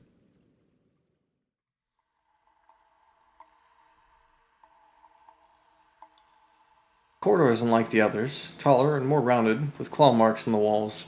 It leads you to a chamber with a ceiling supported by a single beam. There's also an abandoned cart, the fence of an animal pen, and a few long sticks and planks. Take a glance at the new exit. It leads slightly upward. It looks a bit like stairs. Up the stairs, you say? Surely. Never opposed to the stairs Right, so we should method. search this room first, probably, yeah. Search. You find no caches or boxes, and the cart is empty. The one thing that draws out your attention are the planks and logs themselves. They're in decent shape, flexible, though too moist to be worth carrying out of the cave. They could be turned into a new door or maybe a table. Okay. Oop, Interesting. upstairs.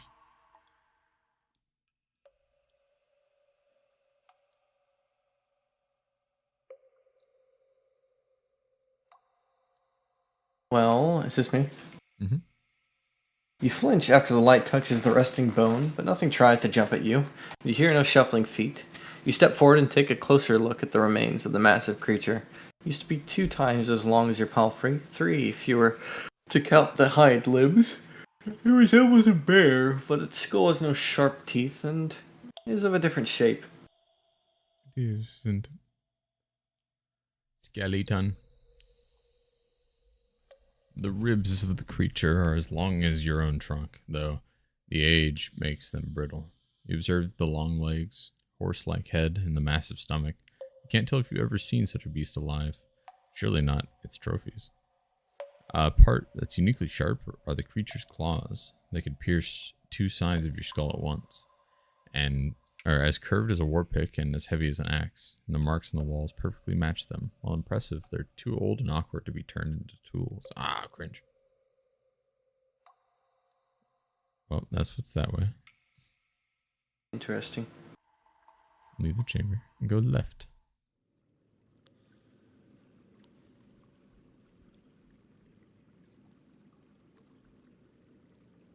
Alrighty.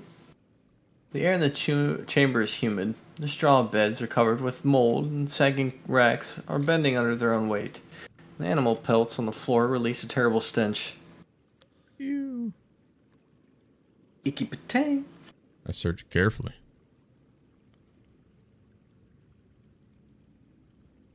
Ah, bone ring. Using an old walking stick, you push the furs and mattresses aside, and you spare your gloves from touching the sticky odds and ends by wrapping them with a cloth. You find only one thing of value, hidden in a rare dry bowl pushed to the side of a shelf. A tiny ring made of bone, not a coin, but a piece of jewelry, still elegant, with a distinguished carving of a fish on its top and scales on its side. Cool. Cool indeed. I think that's everything. so. Leave. Well, now we know. Now we know we need to get people who know how to dig things. There was a guy who digs things here, wasn't there? Maybe.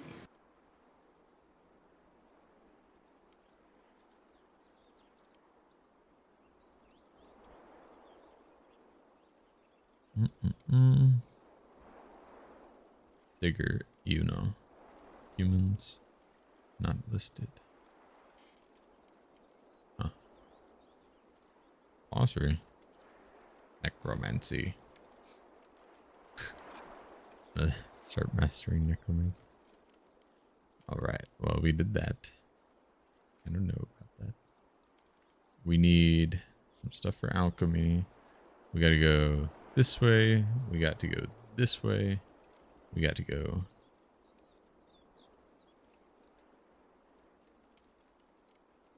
Way or the other? Which way should we go?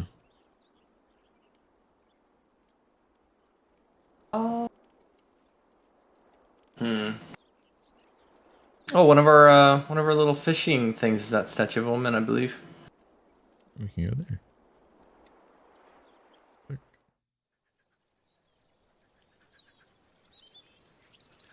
Ooh.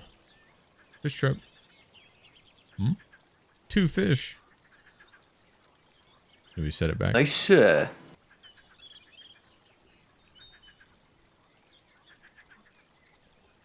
we'll set it back. Do we wash ourselves in the stream? Yeah, we try. Nah, we don't. We can't get much cleaner. Don't take it back. It's not a good idea to risk oneself.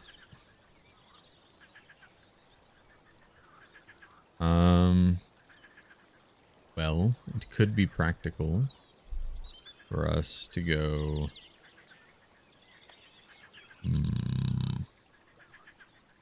We can't get there before nightfall. Where can we get? We're running out of time. It's a 30-minute back to Foggy. We got 4 hours.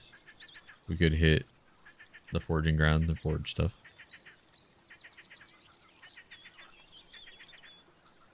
What do you think about that? I like it. Forge.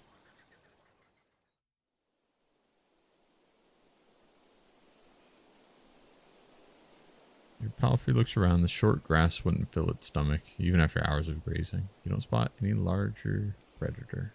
You could try and forage. Sure. 2 bunches. We got wild carrots and onion. Nice. Alright, we should go home. By home, I mean Foggies. I like this idea. It's a muddy road day, not good for travel. It's always. Did we find any stuff? No, we still need things. Foggy. Sleep. Go to sleep.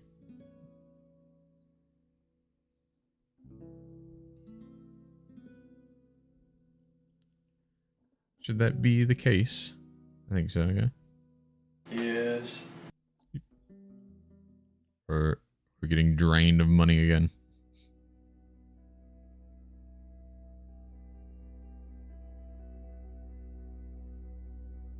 Lots of rain in the night. Never a break, huh? Never ever.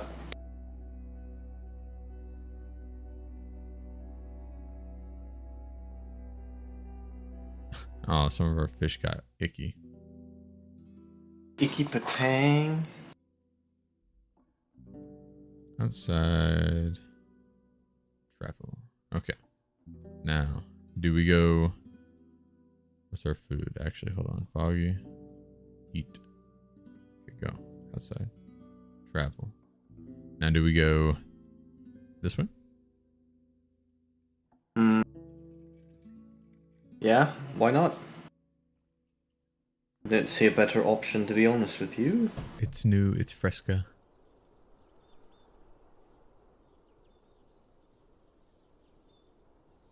The longer you follow the corridor of hills, the more daring the harpies get, observing you as they lower their flight.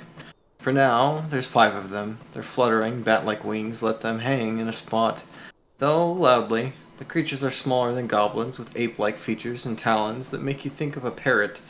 The fur is in shades of browns and grays. You could try to get through them, but you have to scare them off for good. Otherwise, you won't be able to ride back east uphill. We could face them. I think we should. Quick save. IT. Whatever you say. Regular save.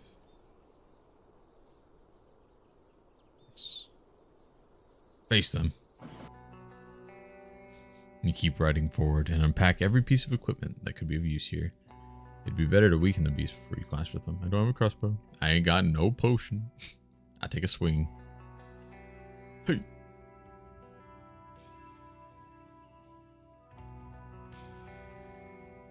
Find comfort in the rhythm dictated by your palfrey, but you'll struggle to protect both of you, not to mention trying to push away the onslaught. You have to use your axe to scare away anything from reaching Tug's eyes.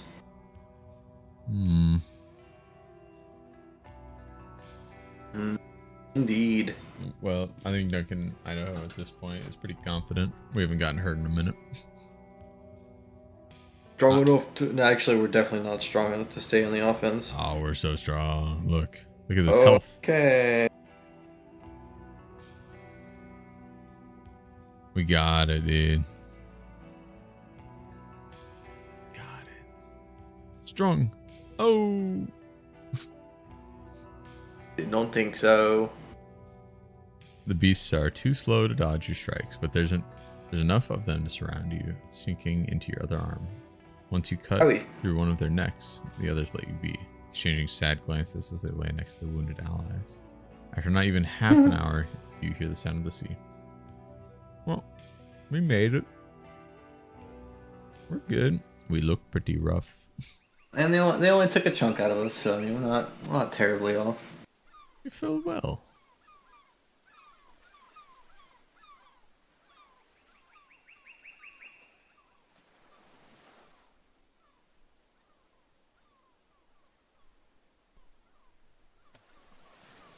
Let's see.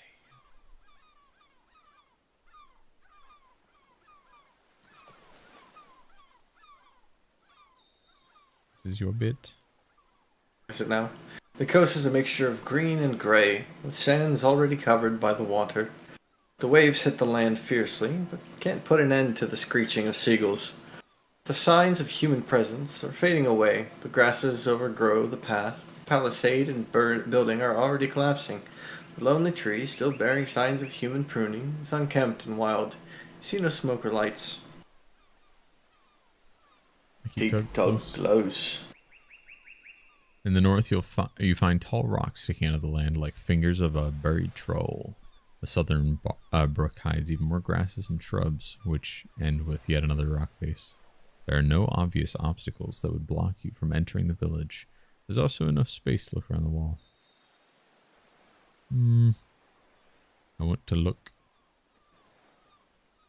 Look.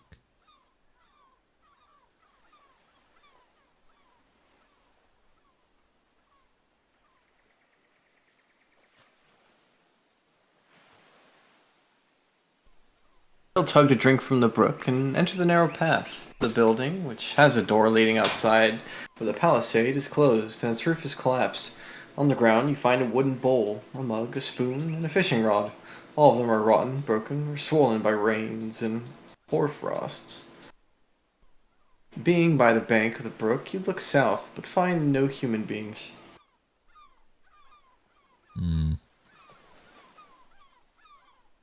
To the horse.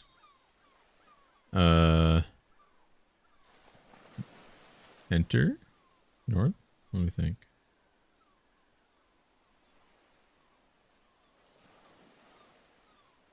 What do you say? Might as well. Enter. The roaring ocean overwhelms the whimper of soggy, broken beams.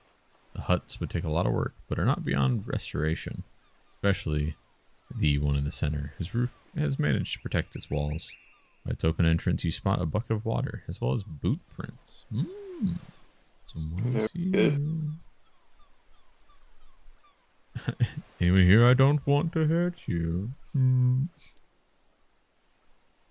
But I totally will. Not before I find you first.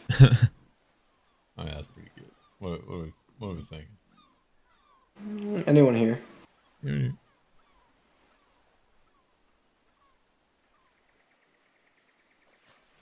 Few breaths, the tall and slim woman steps onto the threshold, her strong longbows resting against her hip, and you spot arrow quills sticking out from the quiver. She's standing sideways to you, ready to take a shooting stance. This, combined with her raised chin, gives her a proud, confident look. She's a traveler. It's unusual that she carries no major scars, bruises, or wounds. She's tanned, with flaxen curly hair that is too short to reach her shoulders. It's disorderly and of uneven length, most likely cut with a dagger. Her upper lip is unusually large. Maybe she's a big game huntress. Definitely a thief. I'm gonna say, ooh, probably a thief. Or I don't know, maybe, yeah. Definitely don't think it's a runaway slave. Probably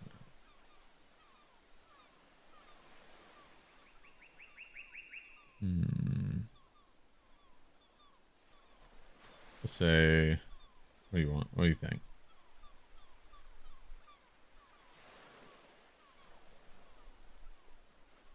Most likely a thief. Her worn baggy tunic has no sleeves and her legs are uncovered, showing how impeccably clean her skin is. She observes you keenly, but her sparkling, curious hazel eyes carry no anger. Sorry to disturb your peace. I hope you're not looking to get target practice. If you find something, keep that bow away. I'm not in the mood for bloodshed. I yield. I would never yield.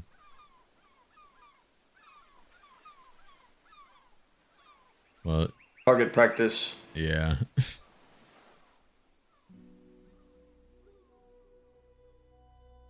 Oh, she's a hunter. Is this me or is this you? She takes a deep breath and bites her lower lip, and looks at Tug. I need Nate toys to play with. Hunting to do anyway. She's a hunter.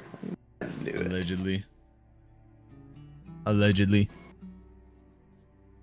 I'm Duncan Idaho, the Roadwarden. That's who I am. She clicks her tongue and looks away, observing the sand dancing in the wind. So, there's a new one already. Pause. There's not much for you to find here. There are never ghosts here. The Powers don't want me to check this place. It belongs to them. Maybe we'll tell her that last. Asterion first. Yeah, I was about to say, we'll do that last.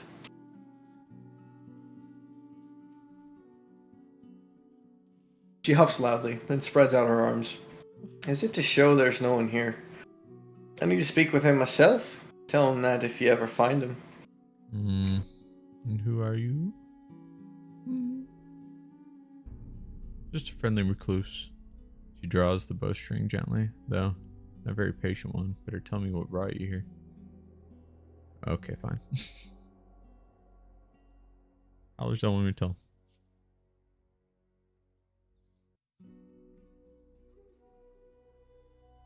Nay. Let's not draw shit one another. What does Dias want? Coming from her mouth, the mayor's name is like a toothache. Why do you think? Why do you think it's her?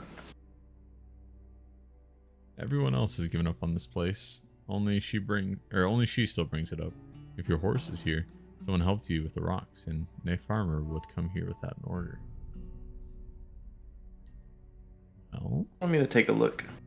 See if any monsters here.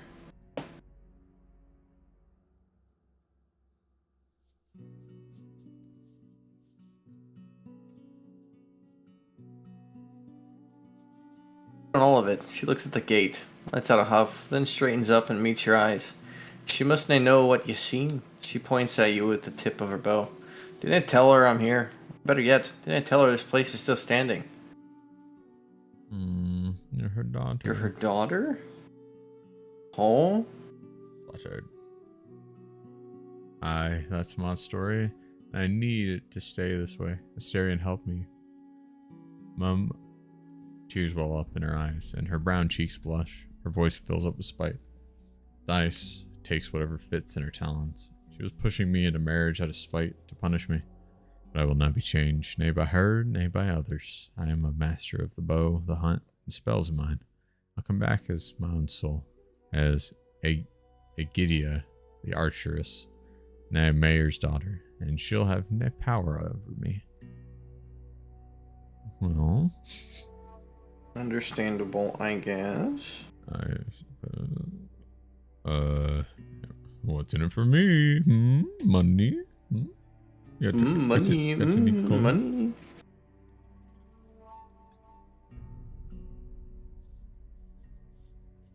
She chews on her lower lip and straightens up. A favor for a favor.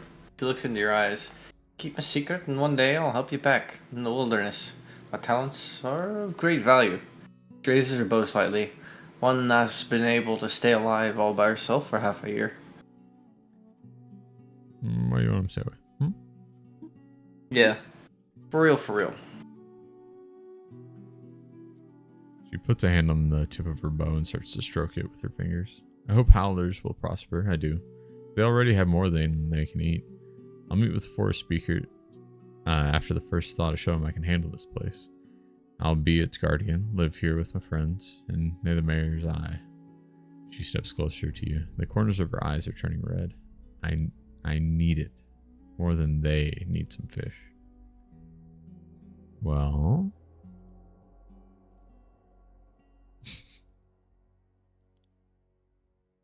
what do we want Real to situation we find ourselves in. Yeah, who do we want to help? Do we want cash money from the village lady who's kind of a little bit of a bitch? Nor do we want this. I'm kind of thinking we want this. Because, like, if we're ever out in the wilderness one day and, like, we just get fucked over, she might just, like, swing in like Superman and save us. That's true. That's true. Yeah, we'll give you your answer. Sure. Right. Yeah. Lie.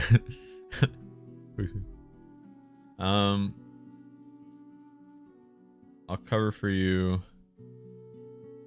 Only until spring. Yeah, I think that's fair, right? Yeah.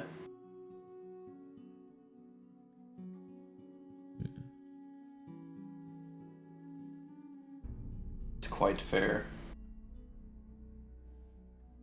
Is this me? Yeah, take it. She closes her eyes, takes a few deep breaths, and starts to stretch her arms and back, as well as walking about. You can see the tension leaving her shell with every step.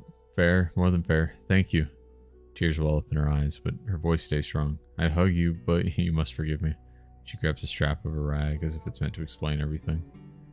Aegidia asks you to give her a few minutes, and you return to tug. When she returns, her hair is combed and she's wearing a brown linen tunic, slightly darker than her skin, with red trim on its neck and sleeves long enough to reach her knees. It's as good as new, a relic of Thais' luxuries. A wardrobe swap halfway into our conversation. Oh. Is it safe to rest here in the night? I do wonder that.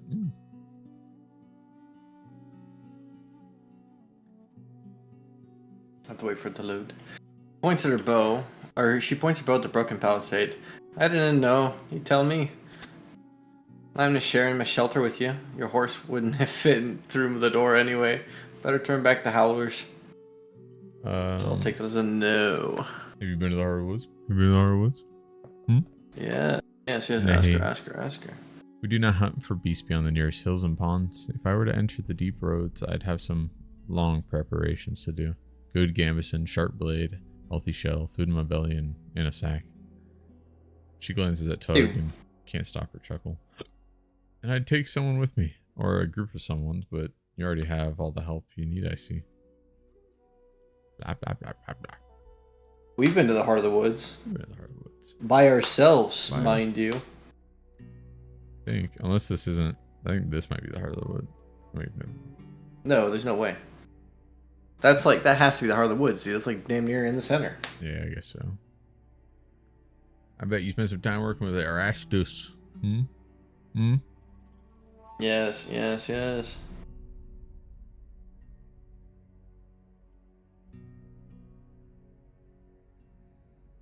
I'm gonna grab some grub real quick. Katie just finished up. Yes, sir. I get drank. Chat, be back.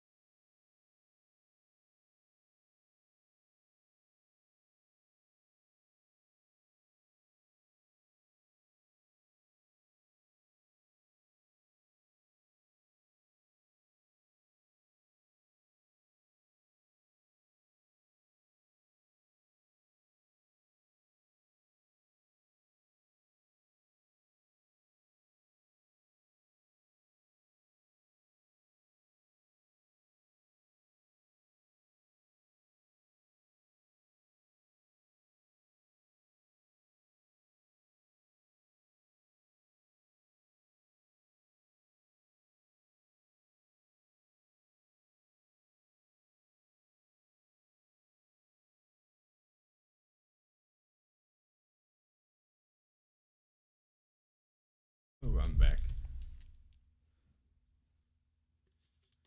Tell me about Asterion. No, don't want to. I'm telling you, I don't really feel like it. Yeah. That's true. That's true. You like my AFK?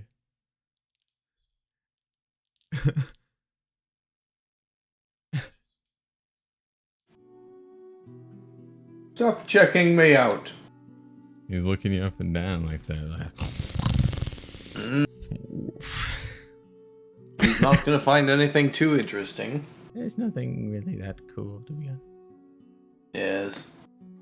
Mama, don't let your babies grow up to be cowboys.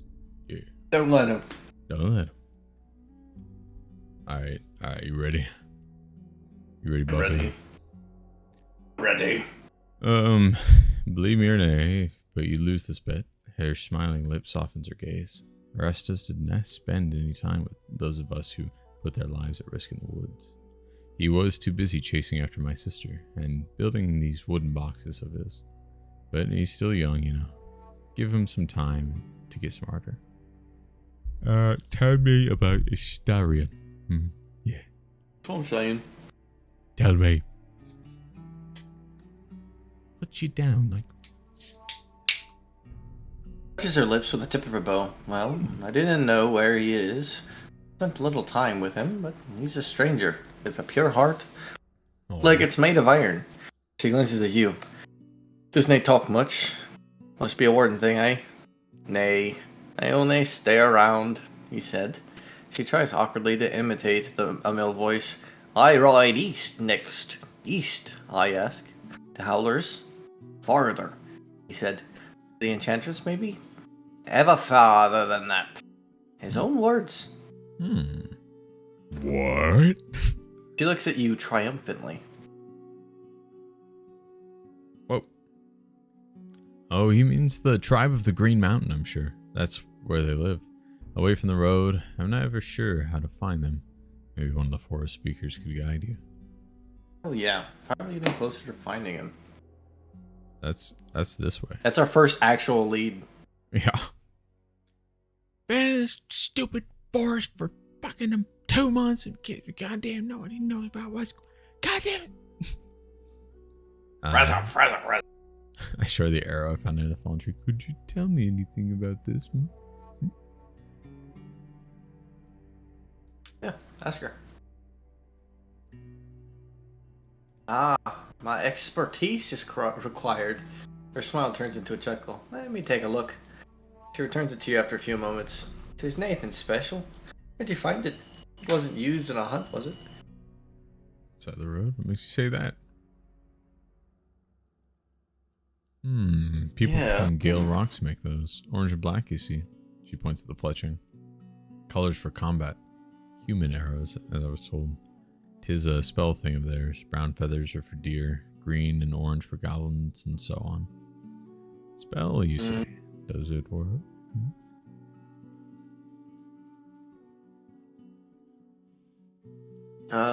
She gives the arrow back. How can one tell? I say it works. Maybe there's a ritual or something. Like a secret? A Fletcher may know it. And how did you manage this? Accurate. It's not so hard, but it will change now. With the road cleared for larger beasts, she bites her lower lip. I eat birds, some green leaves from the top of the cliff to keep my hair strong. She touches it with an open palm. And I learn how to catch the small fish from the stream. The nights are not much better than in the woods, I admit. If not for my spell, the monsters would have gotten through many times. The door is not enough. My smell is around. You see, they know I'm but food. You're a spellcaster, you ask. And she playfully touches her cane with the tip of her tongue. I have many talents. Pray to learn about them all. What? I'm gonna go. Oh? Time for me to leave. To the shore. I want to see it. Let me look at the ocean. Ooh, pretty. The farther north you go, the more the grass gets replaced by sand. You walk by dozens of rocks, many of which are much larger than you, or even 2 or 3 people standing on top of each other. The land reaching from this point to the distant steep cliff is desolate. One could bring here a treasure, buried it under any of those silent sentinels, then never find it again. Start digging for treasure. Digging. Go to the harbor. You walk past the small garden that carries a few bean plants and not many weeds. You leave Tug behind and take a walk on the wooden logs of the massive bridge. They're in much better shape than the other structures here, and the boat is almost new, still shining proudly from varnish. You look back at the nearby building. While restoring all of the structures to their former functionality would be rough, there's a lot to work with. Thice would be pleased. I go somewhere else. Across the brook.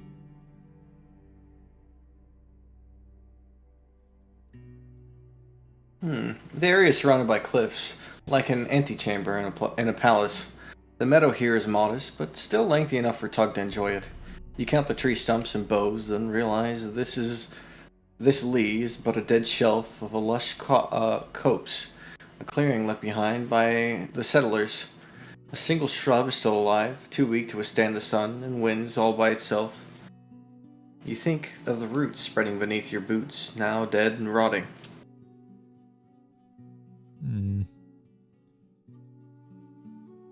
To the shore. To the west. Ooh. The stones here are almost as huge as a building, both on land and in the water. You can only guess how much space they occupy beneath the surface.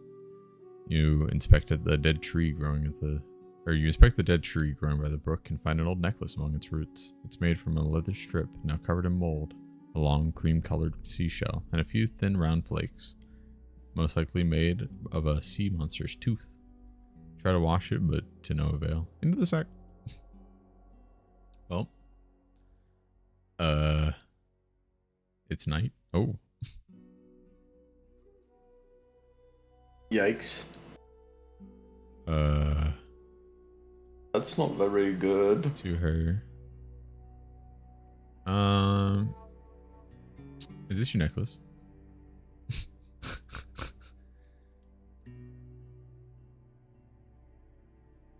Reach for it, and instead lowers her head to open your palm. Nay, 'tis ugly. You found it here? Must be old from before my time. So your boat? Can I borrow it? Can I borrow your boat? Can we sleep on the water for a second? Of course I would care. 'Tis my boat, kind of. Nay, wait. She raised her chin. Yes, 'tis my boat. And 'tis not cheap. She pauses. Though I do owe you a favor. We may figure something out. Okay. Well, time to go. That's cool, I guess. Through the knocked. Huh. Oh! Yes, on the Look verge at her of death. health. Ooh, that's not good. You ride through the open gate, then carefully dismount. Some of the locals greet you politely, but they keep their distance after you notice your own smell and the dirt of your clothes. You no longer wonder why. We should just go to sleep. Yep. Into the inn. Sleep. Main square, then in.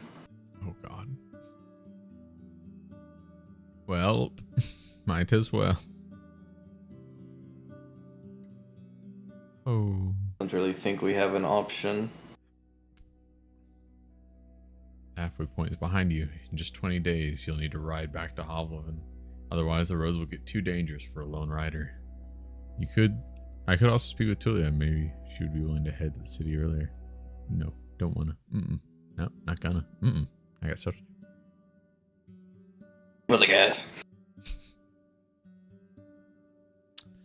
Very nice, very nice, very nice. Okay, we need to go tell her lies, right? Tell me sweet little lies. We could also rest. Tell me lies. Oh, you got disguise. Should we rest? Rest for free. Spend the entire day. We're gonna get drained of money.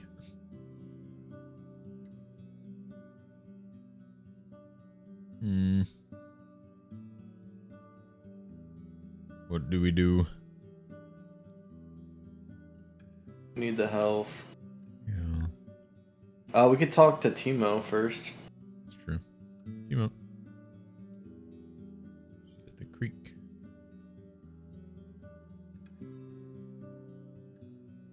I have an answer from Paulus. Great, but it. Yes.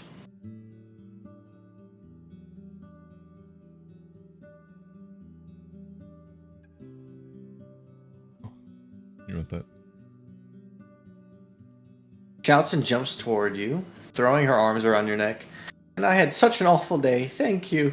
With tears in her eyes, she steps away, though your clothes and cheek are already covered with droplets of water. Of course, Nathan, he said, for sure. Her calm words are betrayed by her excited tone.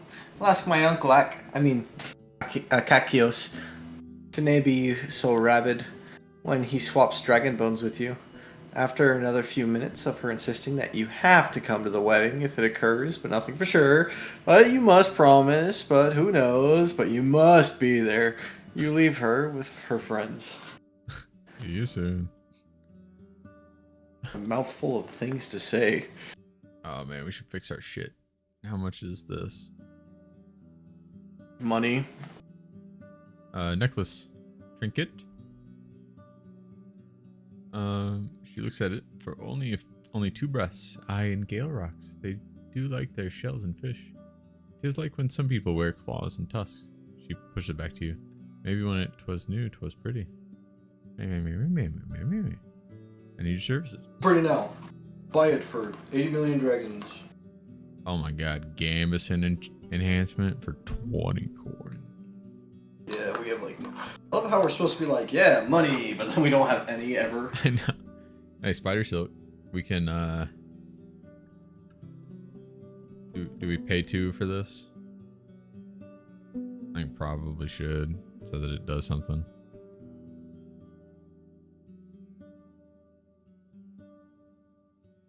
What say you? Yeah, might as well. Fix. Alright, let's go. Just rest for the day. Yeah. Do 1 for free. I think we should probably be free. Yes. Free. We're a little broke. Little brokey broke boys. Oh man. Turns out the rest was much more necessary than you expected. Your belongings were a mess. And the sacks... Dude, stop scrolling! The sacks in the blanket have too many holes to count. And you spend a good hour brushing and cleaning your mount. At the end of the day, you're still a bit tired, but at least you feel prepared. For most of the time, the locals were keeping their distance, focused on their own busy days, though you had an opportunity to chit-chat a bit with the elders, who kept an eye on the idle kids. It's getting darker, but not much colder. More than a dozen of the locals are gathered at or by the tables, playing dice and other games, drinking, eating supper, or simply chatting. The innkeeper is standing behind his counter, filling mugs with beer or buttermilk, while his daughter is cleaning the tables with a wet cloth and carrying around a bucket of stream water. Thias is nowhere to be seen. The trader is packing his goods, though with no rush. He's talking with a man who's sewing sacks on a nearby stool. The scavenger is nearby, talking quietly with the innkeeper.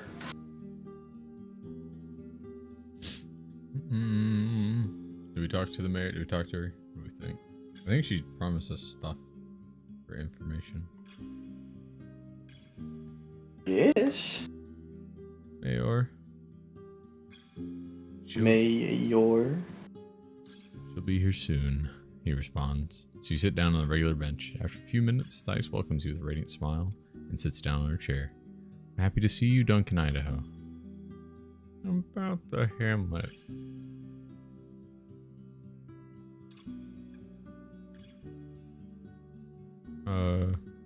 Yeah.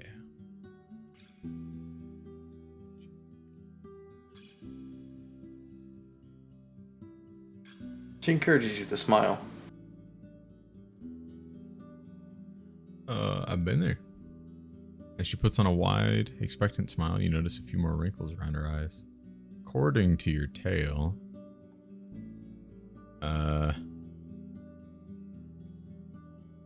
it's surely uninhabitable. Right? Aren't we lying? Dastardly.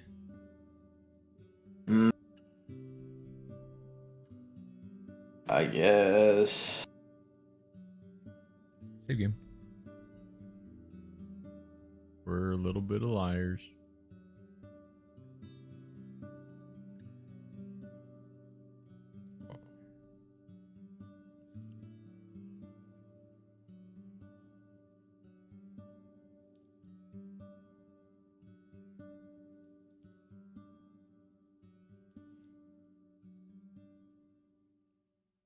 You portray the demolished rotten cabins, harpy nests, and the collapsed ground. Dice's eyes lose their spark. She keeps her composure and even asks for more details. After you finish, she leans forward and rests her cheek on her hand. You don't even notice where the pouch in her hand came from. Well, at least the harpies left your eyes alone. Did they bother you? She slowly counts down 3 dragon bones, placing them on the table loudly. You wouldn't believe the scent of their blood. Oh, it was so hard to deal with them. Oh man. 1,000,000 dragons, please. Yes. 6! Yeah, she adds another 3 bones. I hear you. No trophies from those freaks. Here's your compensation. She observes her pale fingers without a word, then asks you to give her a minute. As she returns from the inn, her lips are covered with a new layer of brogue, darker than usual. One of her sons carries a large bag made of leather, and after you peek inside, you find a sheet of parchment rolled onto 2 wooden handles. The scroll is new, heavy, tied with a tight linen cord, sealed with wax. You've proven yourself trustworthy, both to me and my neighbors, says the mayor. Take this letter to the masters of the guild. May the negotiations begin. With a smile, she reaches out her hand.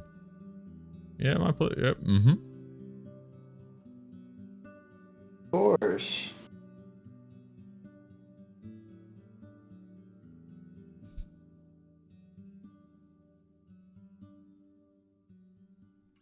Fantastic, she says with a radiant smile. Her hand is as soft as that of a wealthy merchant. Do you need anything else? What do you know about the Green Mountain? Hmm?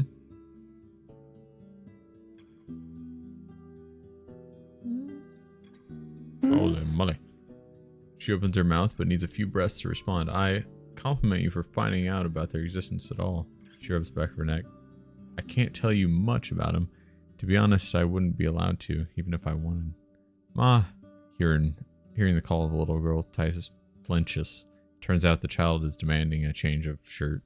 She points at a large stain on her stomach. What happened here? The mayor asks as she turns away from you to help the girl change, but doesn't wait for a response.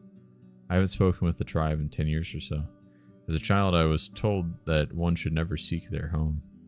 She takes a look at her daughter. The new shirt is as worn and dull as the old one. It's an old garment for adults. On her small frame, it looks like a baggy tunic. Very nice, go play. She concludes absently and looks back at you, sighing with annoyance. My sister used to brag that she saw them once in the woods during their hunt. That they were wearing the faces of animals, looking like the beast folk. She tried to make a mask of her own, but the druids told her to stop fooling around. Kids are liars, my father said. She lets out a quiet titter. Could I ask her a couple of questions?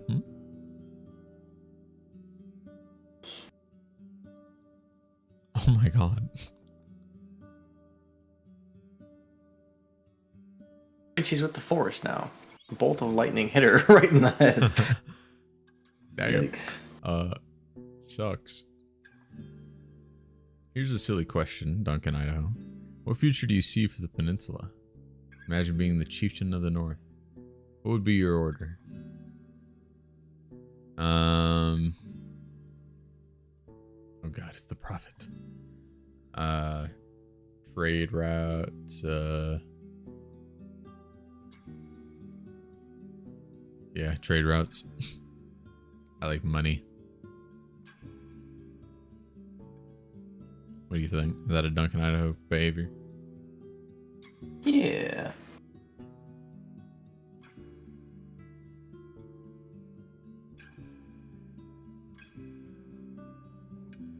Compromise then. She gives you a habitual smile. But the city's attempts would never, ever end. Not while they have anything they want. And yes, I'm ready to play the game. But are the other settlements? Will the next mayor of Howlers be able to handle this? If I sign a deal that pushes our children into chains 20 years from now, will I be responsible? She looks at a nearby group that's practicing a local song. Do we show her the necklace? Sure.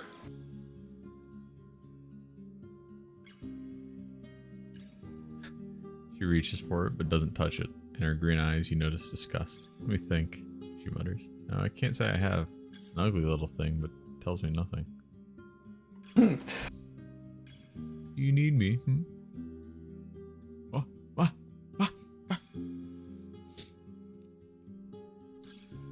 Looks around, then adjusts her cape and lowers her voice. Have you ever spoken with Orentius, the necromancer of White Marshes? I haven't. You respond, and she bursts into laughter, so unprompted and loud it makes you quake. Have you been to my favorite spot right behind the corner? Sometimes all I want is to take a nap there, with a cat on my lap and mint tisane at hand. Come, I'll show you. Once you reach the board pen, the noise of work and conversation is suppressed by the humming water. The mayor glances at the window above you, then strokes her lips with her thumb. Let's rest here. She leaves you enough space to sit down with her. The scent of her rose perfume is strong, but this time her eyes are absently aimed at Bione's home. What I'm going to tell you needs to stay between us, she says, hesitantly. Alrighty, I figured. Fair enough. She crosses her legs, clasping her pale hands around her knee. You need to get rid of the undead. The undead or the necromancer?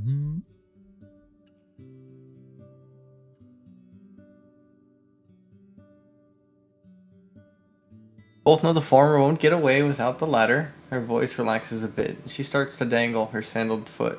White Marshes is a threat to us all. You have to burn the wound while it's still fresh. What's your plan then? Starting with reaching the village, it's not far away from here. Just ride north and on the second turn, east, enter the bogs. Take a closer look. See how many shells they've awoken. How dangerous they are. Just don't mention me at all. Being a Roadwarden affiliated only with Hovleven works to your advantage. On the opposite bank of the creek, a seagull is preening its feathers, unaware that a young boy is trying to sneak up on it with comically raised hands. Maybe the locals will allow you to meet with the priest. Ask him what his plans are. Just don't act hastily, and keep me informed. Okay. Hey?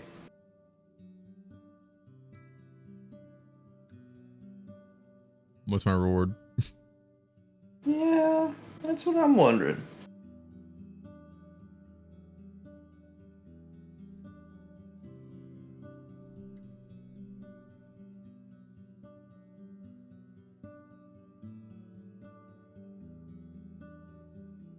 Don't make me laugh, Duncan Idaho. Her voice is grim.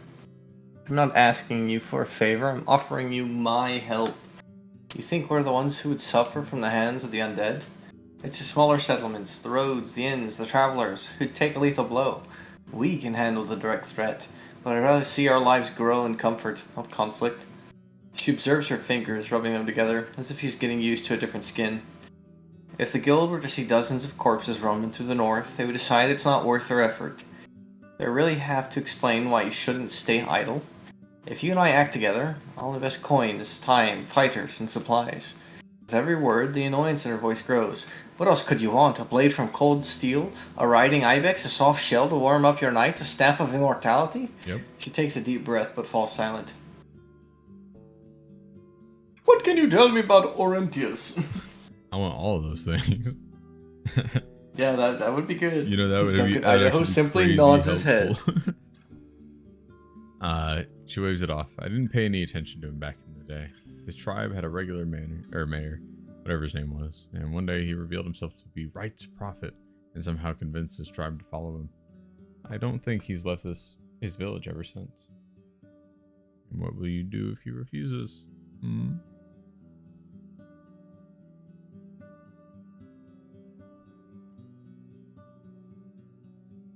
Their green eyes, you find an unwavering confidence. I'll take the matter into my own hands. Fair. I guess. I guess I'll be back. I get it.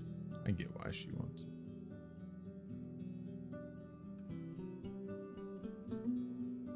Stand up and take another look at the seagull, still unaware of the danger. Boy is just about to jump. Don't touch it, it's dirty. Is it Duncan? Duncan, Idaho? Yeah, don't touch it, it's dirty.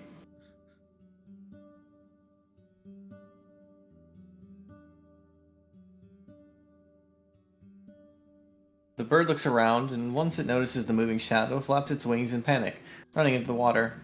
Oh, come on! The boy yells toward you, observing the creature as it flies away. He puts his fists on the sides, but once he notices the mayor, he strides away, angrily. Okay. To the square. Quick save. I think that's... Where's my pages? I think that's a good point for us for the night. What do you say? Yes, I say the same. He says the same. Doesn't he? Says I the same. And I. An I for an I. I. Bam, bam. Bam, bam. Bam, bam. I.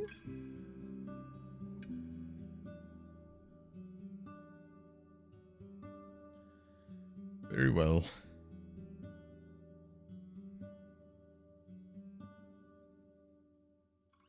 Indubitably. Did save me. Do we...